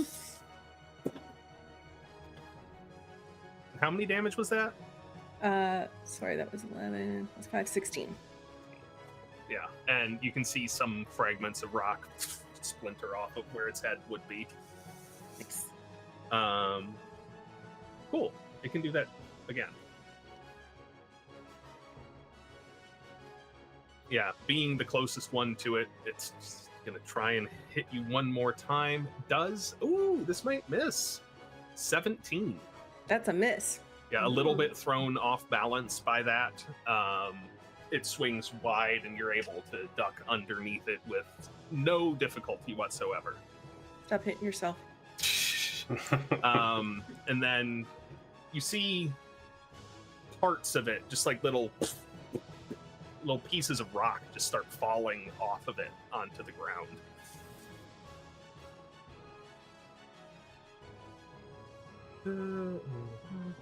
Okay, yeah, and that's what happens. Then we are back to the top of the round with Yrsa. Yes. Still prone. Yes. So first of all, half movement to stand up, and I don't know if this is an option at the moment, but if not, I'll make it work later. If I can. So Yrsa stands up, and as she does, she just raises her military pick into the air, and as she does so, you can see these spectral branches of Yggdrasil appearing above her, and one of the branches seems to take the weapon from her hand, and another one places a massive great axe in her hands as she calls out, Odin, I need Bargrox. And this massive axe just comes to her hand as she once again just teleports through the branches of Yggdrasil over to the other side of this guy. And from there, she's going to swing her great axe. Now, I'm not quite sure. I think they have to be within 5 feet of each other, so I don't know if I can do the cleave action here at this moment.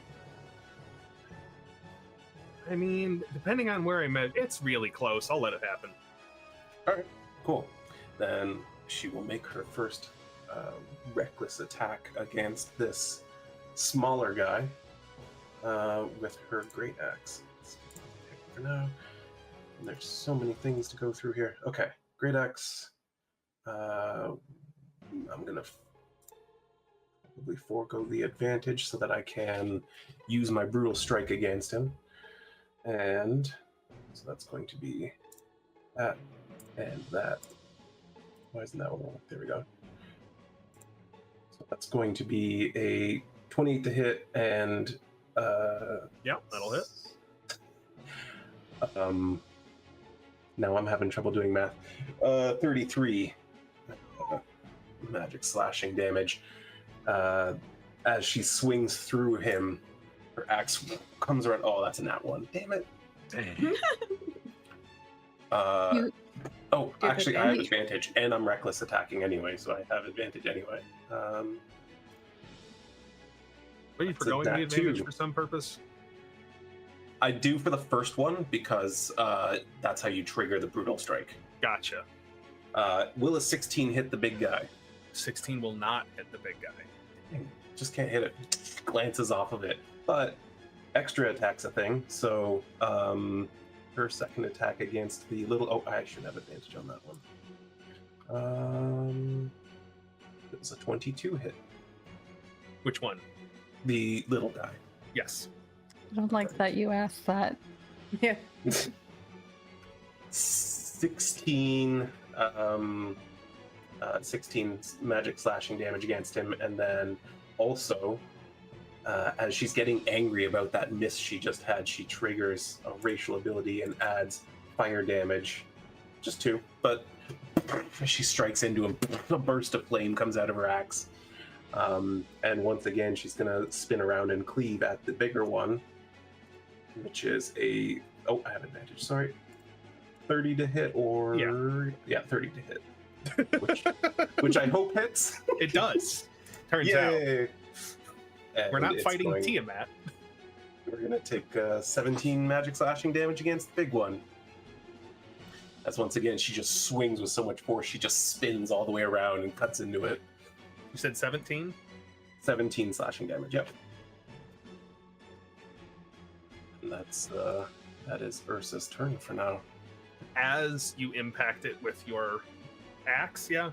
Yes. You switch to an axe. As you impact it with your axe, you feel a good solid hit on it. You feel as though it may not have been quite as effective as you had hoped it would be. Even being a magic weapon? Even being a magic weapon. Okay then. Alright. Anything else from Yrsa? I've used up everything. Quite a turn. It was a lot of damage. Anira, this one entity in front of you that Yrsa has been wailing into with her axe. Oh, I'm sorry, I did forget. The brutal critical, or the brutal strike should knock him prone as well. Yeah, prone, done, easy. Is now prone and looking very worse for wear. I would like to just punch it as hard as I possibly can. Heck yeah, you have advantage because it's prone. Yes. How do I roll with advantage on this? I think you can If you you right just click remove- on the number, there's Oh, a we got it. menu. Beautiful. Oh, I didn't know that. Still didn't roll with it. Oh well. I rolled the same thing. No, I didn't. 23 to hit. 23 will hit. Okay. This time I'm going to turn my damage into force damage because it hurt me with force damage and I just want to hurt it. So 8 force damage. 8, yeah, The very first hit? nice. Then we're going to try and attack it again. That's a 31 to hit. That will for sure hit. And then, oh gosh, so many pop-ups. Pop-ups get in the way of your features. I know, I'm like, I can't roll my dice. 15 force damage. Yeah, and with the 1 hit point that it had left, as you punch it, its body crumbles into dust and re-emerges with the earth. Perfect. I'm going to flurry of blows.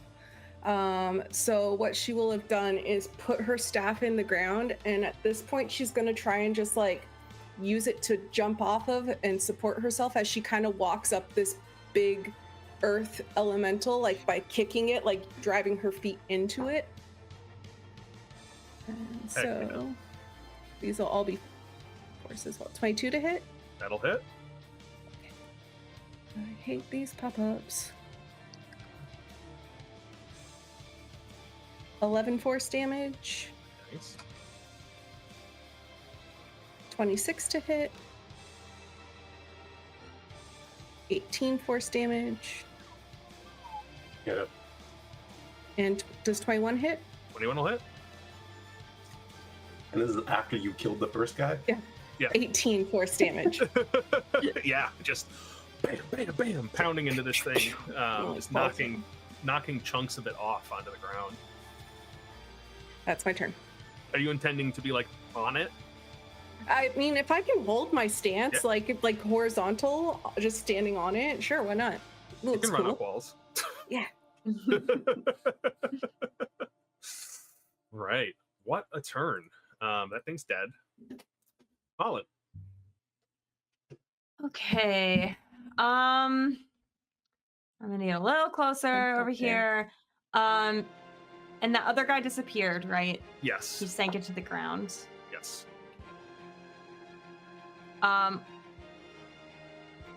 Would it take an action to have to see if I can see him anywhere, or? No, I wouldn't say so. You can make a perception check for me. Okay.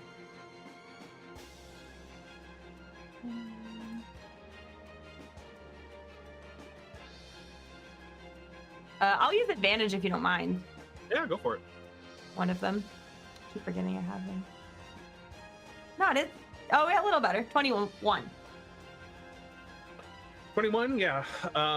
As far as you can see, the creature that left melded into the ground, leaving no trace of it disturbing the earth whatsoever. It seems to just be wherever it is, you cannot see it. Interesting. Okay. If it's even still here. Okay. So then she's looking up at the big guy, and I think she's gonna try something kind of weird. She wants to do Channel Divinity, read thoughts on it. Oh, interesting. So as an action, you can use Channel Divinity to choose one creature that you can see within 60 feet. That creature must make a Wisdom saving throw. On a success, oh, that doesn't matter. On a failure, you can read its surface thoughts while within 60 feet for 1 minute. Interesting. And then during that time, you can cast Suggestion as an action on the target, but that'd be next time. Okay, yeah. Well, Wisdom, it rolled a 3. Okay. Wait, 9. No. Yeah. No. Surface thoughts. You don't get anything super complex from it, but it does perhaps have more intelligence to it than you were expecting from a creature like this. Mm-hmm. And you're not really feeling like thoughts from it, more as just feelings. Excuse me.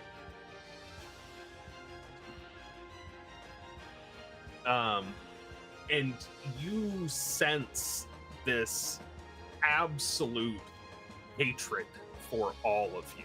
Ooh.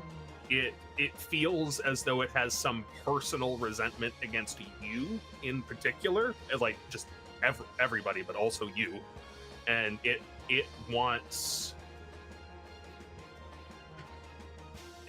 revenge and justice in its view. Interesting.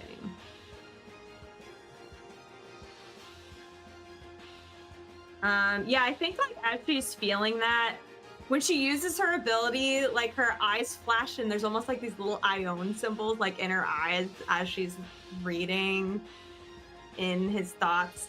But I already did my action, but just kind of as a sort of prayer to the side, she's sort of like, Ion, what does this mean?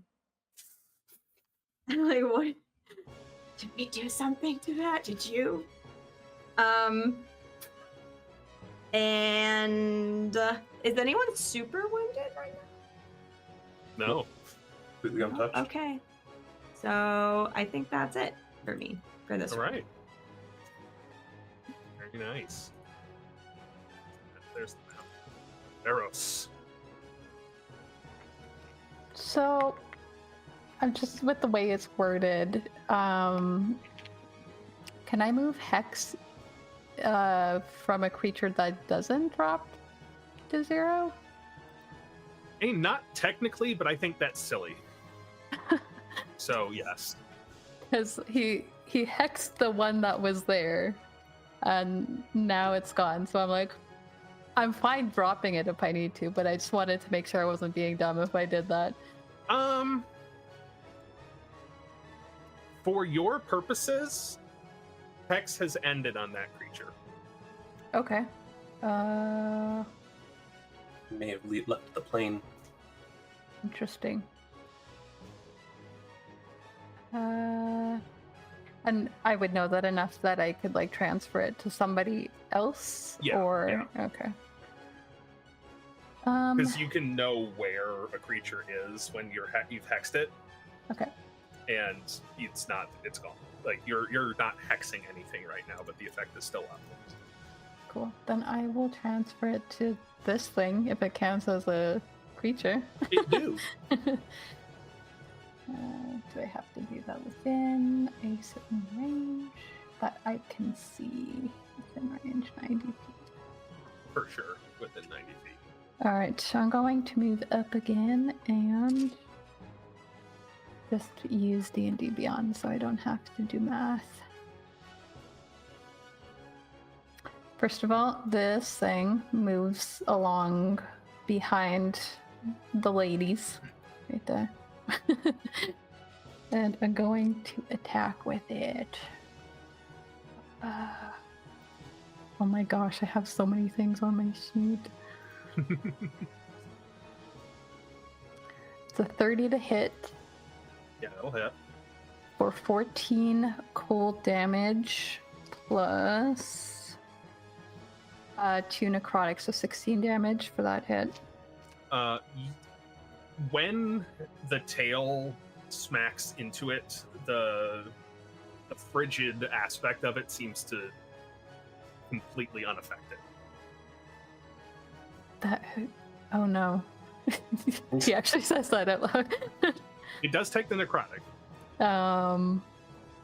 Cool. That's good to know. Then I think maybe Malin hears him muttering to himself about how the water or the cold was not effective.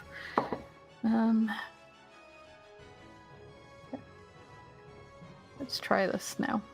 I'm gonna Eldritch Blast it. 32. Yeah. Plus 13 damage. That's a nat 20.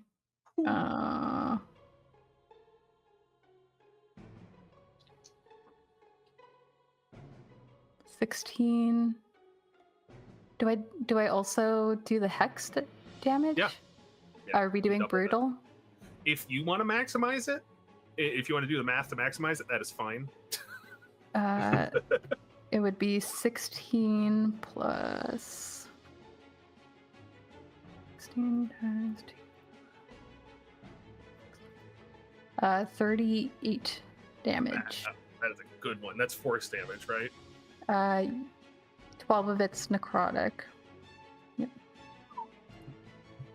Yeah, a solid hit. You actually managed to blast a small hole in one of its appendages. Nice.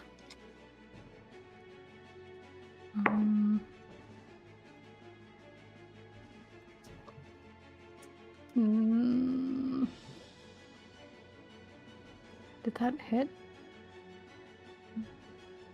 Oh, I didn't roll it. Okay, sorry. 24 to hit for 14 more damage. Woo.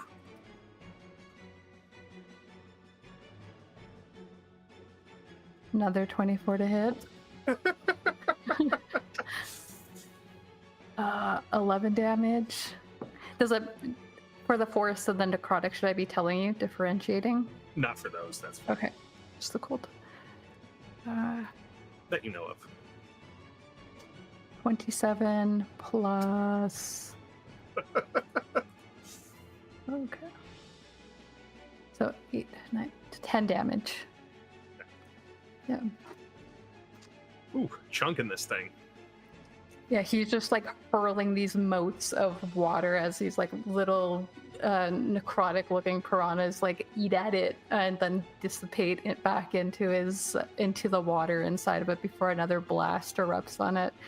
And that will be the end of turn. Very nice. So then those chunks of its... I need it to make a DC 19 strength save. Right. I love this. Wow, it failed. All right.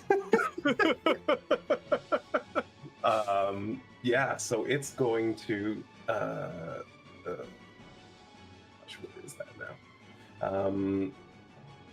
It will teleport, but I'm not moving it far. I'm just going to move it like here-ish. And teleport it to an unoccupied space within 5 feet. After the target teleports, I can reduce its speed to 0 until the end of its turn. Actually, I'm going to move it a little bit further so that it can't actually reach her, hopefully. Yeah, and now its speed is 0. I'd like to think Anira's ab muscles are so strong that she can hold herself even though this thing moved and she was standing on it. She's just like... Yeah, just on the side of the pole. Yeah, the flagpole, like Yeah. stance. Absolutely. And this creature interacts with this magic of yours in a way that you're unaccustomed to. Okay. It moved, but it does not seem to be hindered by your ability to slow it down. Okay. It has the unstoppable feature. Its speed cannot be reduced. I see. All right, then. Oh, have to do something else to it, then. But it's not going to move anyway because you're right there.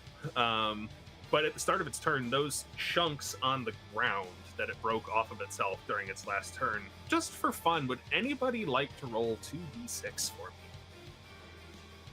Sure. Let's do that. 5 and a 6. Uh-oh. I love me hits. I love them. All right, cool. I think that's Yeah, 11 yeah, with it. yeah, 1, 2, yeah. 3, 4, 5, 6, 7, 8, 9, 10, 11. Okay, cool. Oh my god. Just kind of appear. Just keep them in line. Keep them in line. It's fine. Malin is in that Congo line also. Yeah, Malin was in there with us. Just, Oh no, they didn't see you. I didn't see you.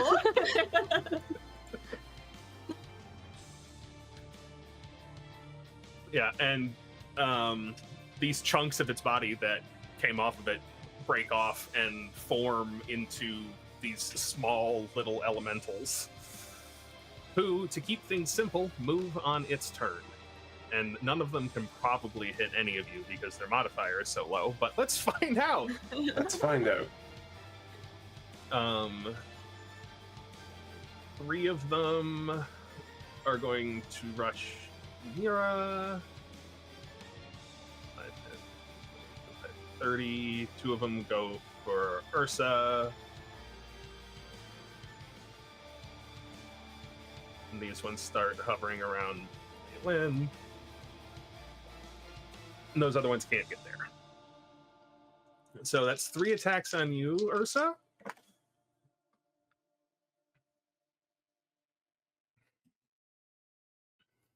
The highest, I don't think hits.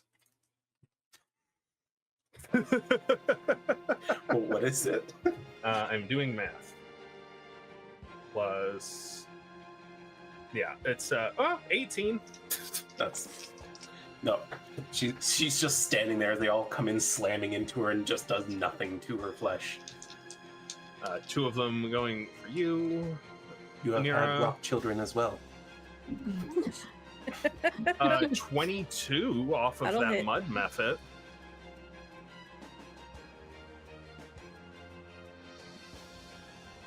For very little damage, I'm sure. 4 points of bludgeoning damage. I'll take it. There you go. Malin, then swinging at you. Oh my god. That is a 19 on the die and 2 natural 20s. For Okay. me? Yeah. The hatred! Wow, that did 2 20s and a 19. How can I roll like that? Nor DMing. Okay. Well, she's not part of this channel, so we had to make sure that she wouldn't come back. And then... You message her midway through this session, get her out of here. So that is going to be 9 points of. Excuse me. Oh no, I did that wrong. I read that wrong. So that is going to be 7 points of slashing damage and 5 points of fire damage from the first one. The second one that hit is going to be 8 points of slashing and 8 points of fire. Mm-hmm. And the third one from that dust method is going to be 6 points of slashing damage. Awesome. She's like swatting away at them, like coughing at the dust. As the elemental locust makes its multi-attack on Yrsa. It's going to be 3 slam attacks on you. The first one, I think, misses with a 19. Yep, she just steps aside as it lands into the floor next to Second her. one with a 30, I think, hits, though. 30's going to hit me. There's not much I can do about that. Okay. You make a strength saving throw, please.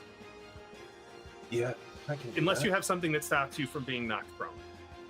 I thought I did, but I don't see it, and there's so many things on this damn sheet. There. You might be thinking of the grappled thing. Maybe.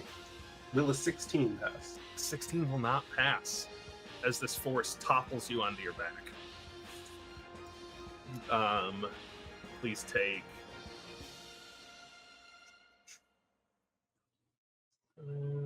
plus.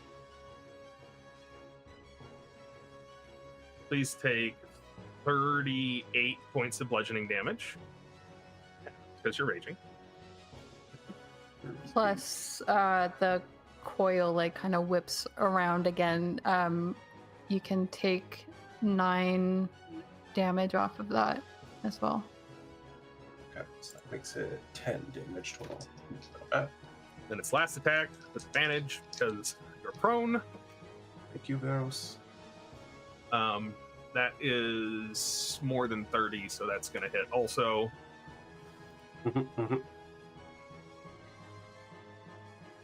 And that's going to be 37 points of bludgeoning damage, half because you're raging. 37? Yeah.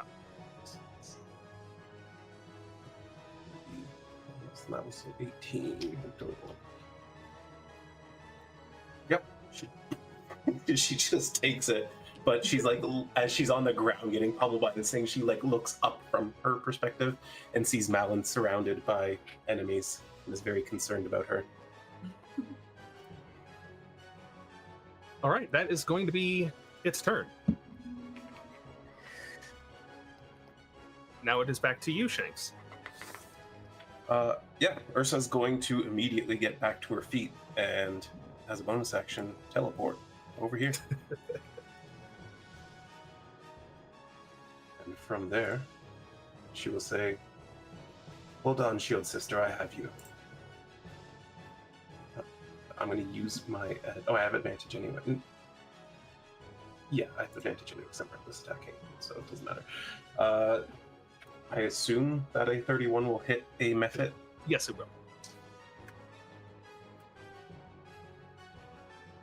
Okay, so that's going to be 21 slashing damage against that first method. Cool. It explodes. Can both of you please make a dexterity saving throw? I have advantage on Yes, they do, Lom. Woo! Okay, yeah, 20. saving throw. That I rolled a 19, also a 20. We are Shield Sisters. Nice. Perfect. So then both of you succeed for half. Please take Yay. 3 points of fire damage. The DC on these is 10 when you kill Okay. one. So just don't get a nat 1, I guess. All right. And I am cleaving, so... Which one were you going for? One of the steam ones? Yeah, they're both the two Okay. within 5 feet of me there. And that's a 29 to hit the other one. Yeah. Which will also be an 11.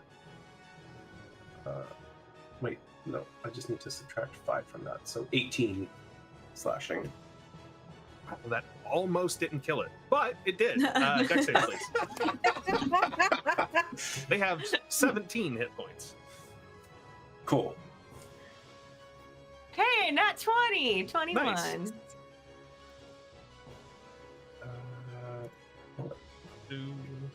Yeah, there was no way I was going to fail that.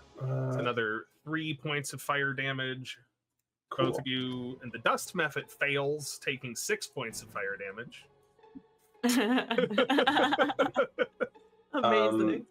As Yrsa now marches towards the nearest dust method, she looks at Malin and says, "Are these bursts too much for you?" I'm good. Okay, then she'll go and cleave the other two as well. Otherwise, she would have switched weapons and moved it away from her. Ooh, also cool. Actually, I can do that anyway, can't I? Do we know the radius these things are exploding in? It seems to be, you have to be pretty close. It's 5, for the purposes of the game, it's 5 feet. Mm-hmm. Then she's gonna like edge right in there and do her spin attack thing. But with that one that is closest to Malin, she will not get advantage and use her brutal strike. So that's 29 to hit again. Yeah. And she's gonna do. Come on, do the thing. There we go. That's gonna be a total of 31 damage, and sure. it gets pushed 15 feet. Except it doesn't because it explodes. Doesn't it push before it explodes? I think it does the damage at the same time as pushing it. Fine. I was just trying to save Malin 3 HP. I love where your head's at. Then my turn's not gonna work. I'll rework it. No, I'm like, wait, that changes everything I was going to do. Like, I don't even need to be that close to them to hit them, but I'm doing it for Malin's sake here. That would be, when it explodes, that would be 8 bludgeoning damage unless you can make a DC 10 dex save. Okay. Well, I'm sure I Me can. as well. Or Yes. just 10? Okay. That Both of is you for this one. 13. Oh, just 10. Yeah. Then that'll be 4 points of bludgeoning damage, which then is halved again for for you me. Yeah. to 2. All right, and then cleaving the other one. That's the hit. 32 to hit, and it's not actually 16 damage. It is 11. It survives. Oh. Well, Wow. it survives and is pushed. It worked! Yes. Pushed 10 feet from me, and Yrsa will immediately move in here between them. Very nice. You hear from behind you. Great. You are welcome. All right. That your turn? That's my turn. Anira. Okay, Anira from her horizontal position is going to like come land down on like essentially like 2 feet on the ground, close to the ground, holding her staff, and all of a sudden the runes on her staff are going to start to glow. And I'm picturing it essentially as like, because there's so many weird elemental types around her, it's not sure what to do, so it's kind of acting out, and it's just gonna elemental burst. So all the mephits and the big rock guy around me are all going to have to do DC 19 dex saving throws. Nice. I'm All right, prepared to die. I'll do the methods first. What type of damage are you doing? This one, let's do thunder. Let's just make Okay. noise. I need to read stat blocks because I gave too many different enemy types. Cool.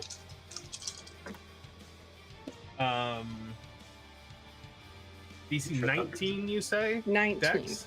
Yes. Well, the highest rolled a 17.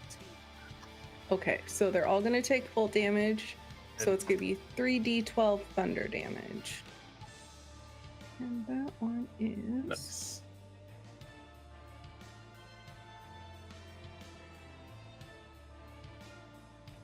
why is there nothing to roll for this? Is this Look, her mage there you staff go. or her different staff? Like a different staff? This is her, but I'm flavoring it as like the mage staff is like doing It's, like, some weird things. happening. To Okay. me, she's really a drunk monk, but like Yes. she's technically an elemental. So the staff is Nice. like flavoring that. So that's Okay. 25 thunder damage. Yeah, that kills all of the methods. I Perfect. do need you to make 3 dexterity saving throws, Okay. which I don't think you can fail. 23. Oh, that's a nat 1, so we're going to use my advantage on that one. But was that a 14? Yes. So you passed it. It still passes anyway. Oh, does it? Okay, Yeah. and then the last one would be a 19 then. Okay. Yeah, all of these guys explode into dust. You do take a little bit of damage. Cool. I'll just Can I add it all use together my- and half it for you. It is Perfect. not from. It's not from an attack. Oh, okay. This is just an area It's of just effect. a thing that happens. Got it. Yeah. Come on, I actually remembered deflect attack too. That would be What? 10 points Okay. of various different types of damage half to 5 because you Okay. succeeded. And notably, the thunder damage seems to have no impact whatsoever on the Okay. elemental locus. Perfect. Hmm. So yeah, that was magic attack and then bonus action. Can I see where they threw that pick? Yeah, Like that seemed to be in its heart and Yeah, it's maybe like- stopping it? I'll put a little marker. It's like over here someplace. Oh, that's easy. I'm just gonna skip on over there.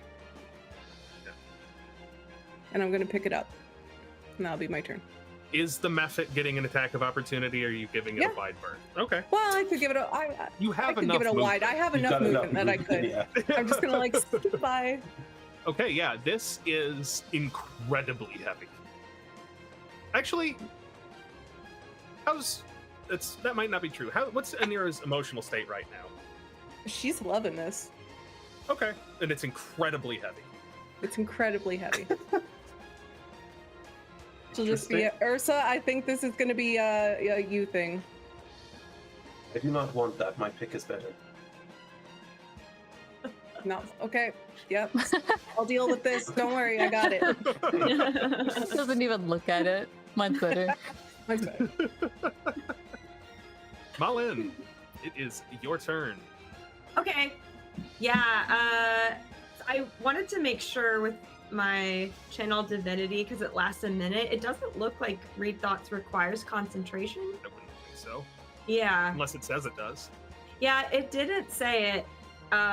So I think what I wanted to do, did the thoughts change at all throughout the round? It's pretty single-minded. Single-minded. Okay. It doesn't even seem concerned about its own well-being. It's not a consideration for it. At least as far as you can tell. So as like all the methods or whatever surrounded her, she was really got distracted for a second, but thankfully Yrsa took care of all of them. So then she oh, there's one left. That's okay though. But she refocuses on this thing and seeing that everyone seems like they're taking care of this, she will use, because of the channel divinity, she can now use her action to cast suggestion on it without using a spell slot.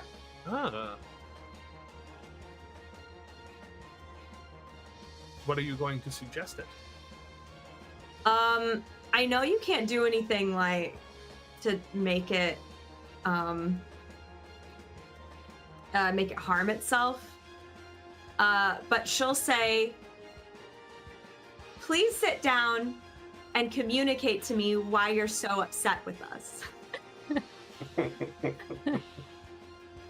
Like a toddler. Yes.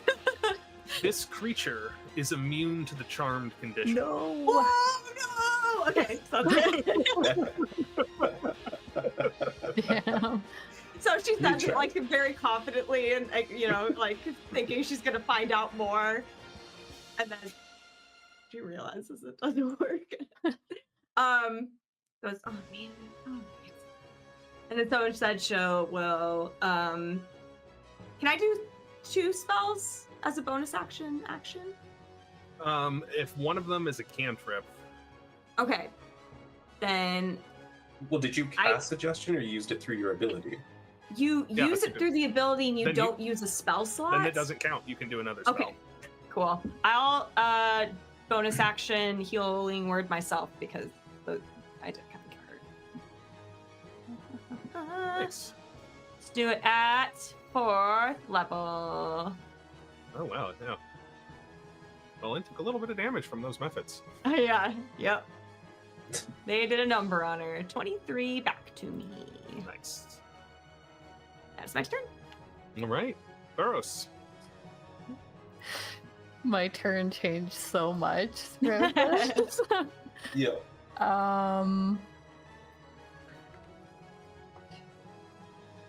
Okay, let's see. There's still 2 of the methods alive. Yes. I can't tell, is Yrsa within 5 feet of that? I think she's a little too far away for. Yeah, I was intending to be out of it. That's not a ruler. That's the marker. Okay. Yeah, that's just barely more than 5 feet. Okay. Actually, yeah, I'd want to be here. Oh, nice. Nice. Your line. Yeah, I had a lot more in my lines. I changed my line like 3 times. But gonna raise my wand of lightning bolts at this line here and try to kill these things. They need to make a dexterity saving throw. I think even if they succeed, they don't have enough hit points where it matters, but the highest roll was a 17. Okay. Because it'll also hit the thing, right? The large pillar thing. Cool. I'm gonna use 3 charges then, so that I can get the most out of this.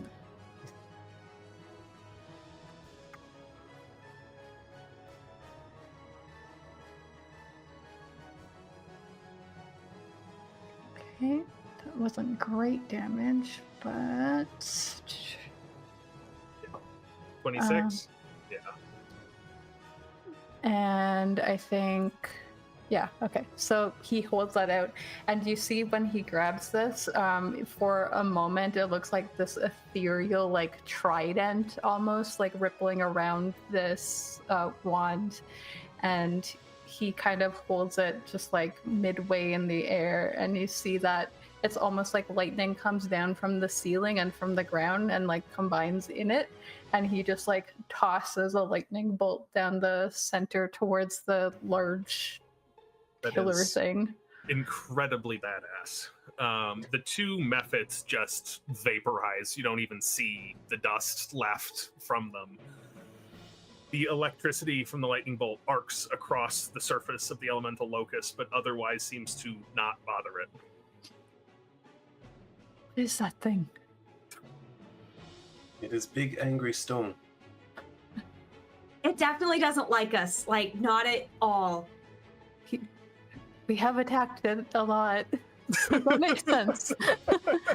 It has attacked me as well, but it is not as strong as I expected. Let's see.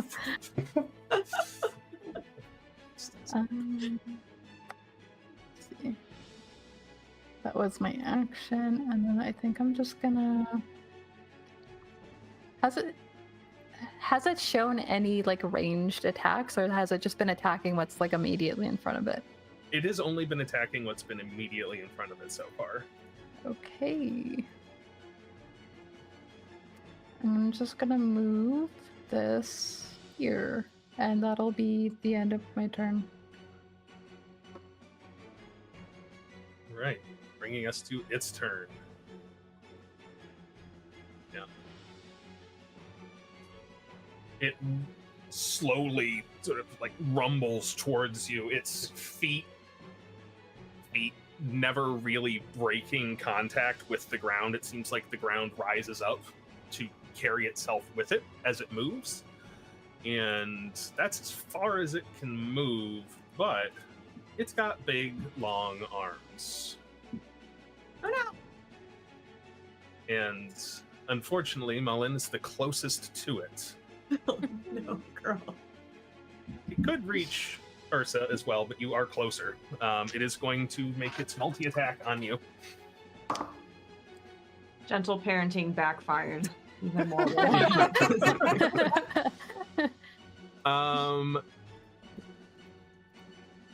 That's gonna be 22 to hit.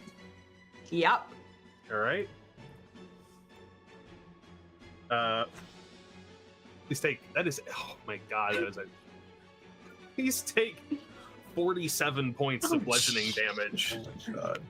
And make a strength saving throw for me, please. Okay. I'm so strong. Just kidding. I just went, so my reaction is 16. 16. You are prone.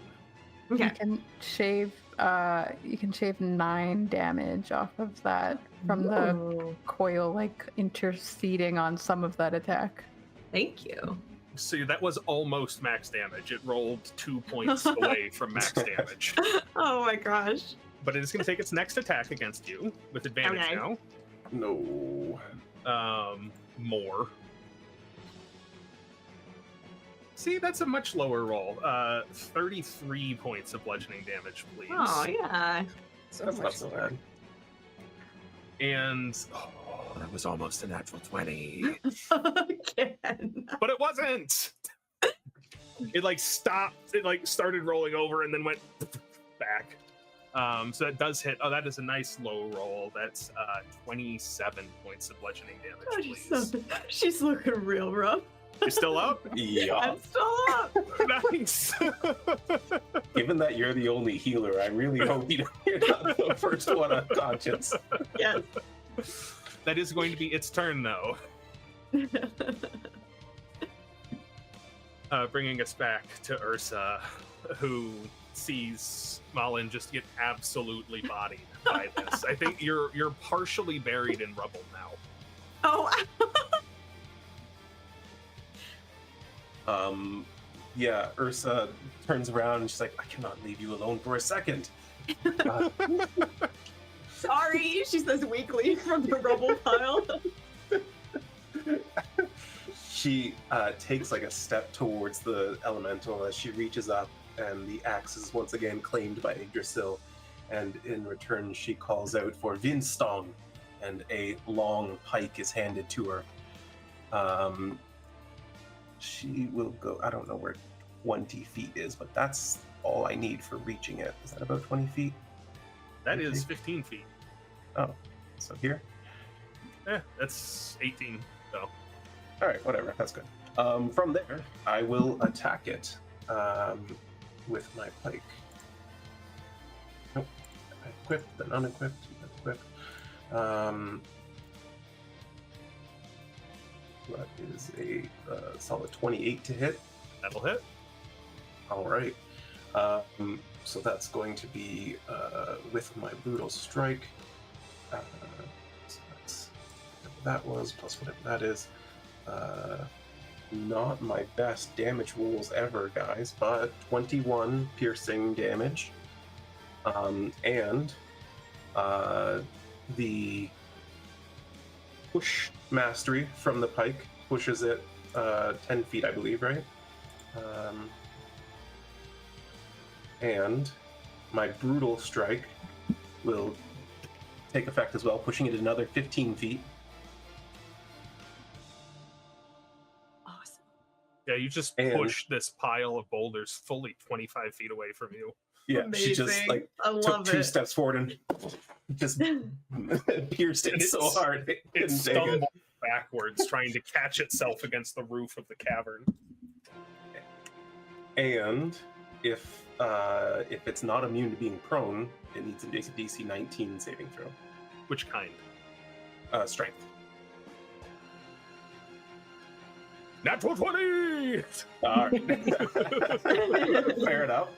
Well, with that said, she goes, do not worry, I have him. And then teleports to within 20 feet of it again. Are you raging? Can I just Yeah. ask one question? Okay. Yes. Vitality of the tree would help Malin a lot. So someone within 10 feet of yourself gains temporary hit points when you're raging at the start of your turn. And you're within 10 feet of her before you teleport. So I don't, if it's something you want to do. Oh. I intend to keep it away from her. Perfect.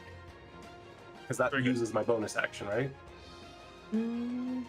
At the start of each of your turns while your rage is active, you can choose to give another creature within 10 feet of you temporary hit points equal to d6 of your roll, if any. No, it just happens. Oh, okay. Then Oh, I that's cool. apologize. Yes. It's like the 3d6 one thing was I it? got from Raylan. I didn't know it was every turn. Yeah, it's at the start of your That's turn. super Anyone nice. within 10 feet of you. You got It 4 just- temporary hit points. I rolled badly. Thank you. It's something. It's It's something. Okay. Thank you for pointing that out to me then. And yes, as she teleports over there now, I will make another attack with my pike with advantage. Well, the first one was a 22 to hit. That'll hit. Cool. And that's going to be another 19 piercing damage and another push of 10 feet and another DC 10 strength save, or DC 19, sorry, strength save. You know, that is gonna be an 18.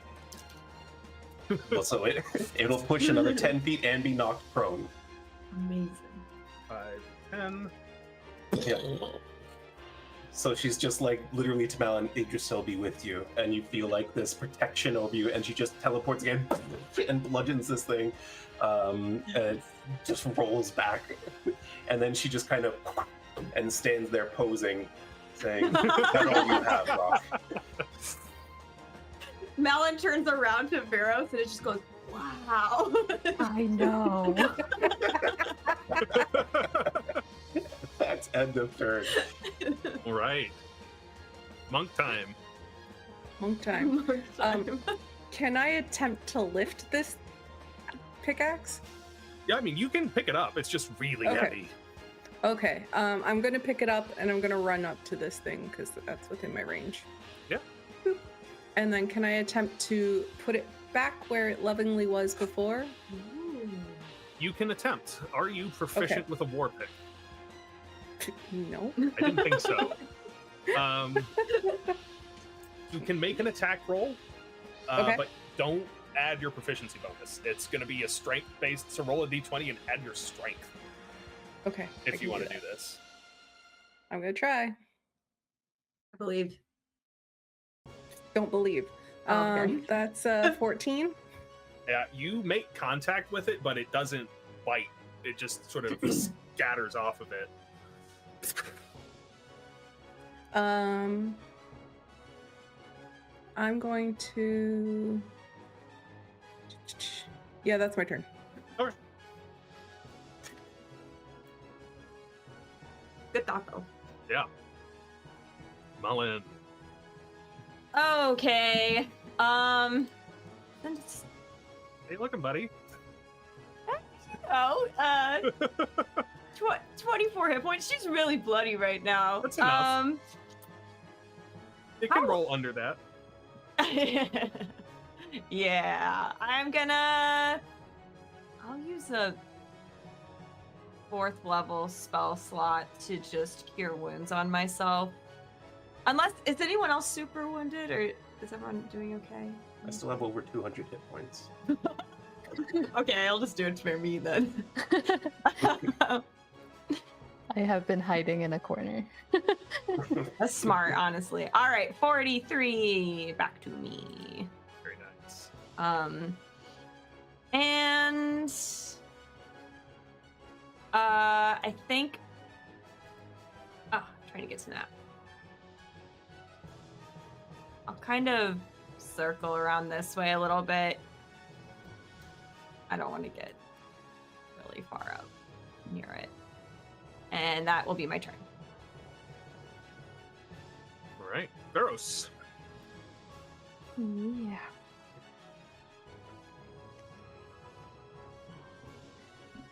Move the little mermaid tail up a bit, and I just gonna Eldritch Blast it. I think I'll do that. Seems to be working.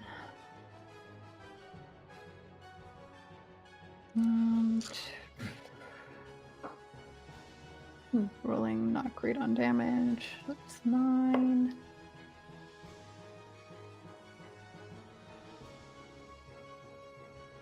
Nat 20. Ooh, nice.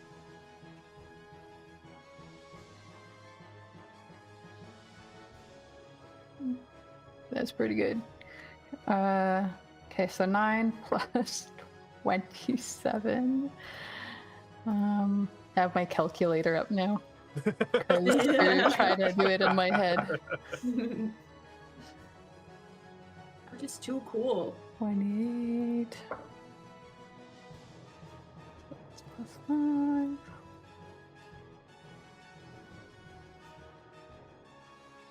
I'm assuming all of these over 21s are hitting. Yeah, the magic number is 17. Oh, okay. 7 plus 7 plus. So that's, he just starts lobbing a bunch of water at it again, and that will be 52 damage. Holy shit. Yeah. Just these bolts of water from off in the distance streak over all of your heads and impact into it, and just we're witnessing erosion It's in real time. It's a huge creature, right? Gargantuan, actually. Gargantuan? Oh. Okay. then that's the end of my turn. I cannot repel something that big. Cool. That is onto its turn then. And Actually, sorry. no, go ahead. 5, 10, 15. I'm gonna move up beside Malin. That's Anira, the end. you are in its face. It is mad. Okay, that's valid. It is First prone. one. It is going to stand up using half of its not very much movement. Oh, Sorry. And then cause a ruckus as pebbles fall everywhere. I dropped a die. I appreciate the Foley. That is going to be a 25 for the first one. That'll hit.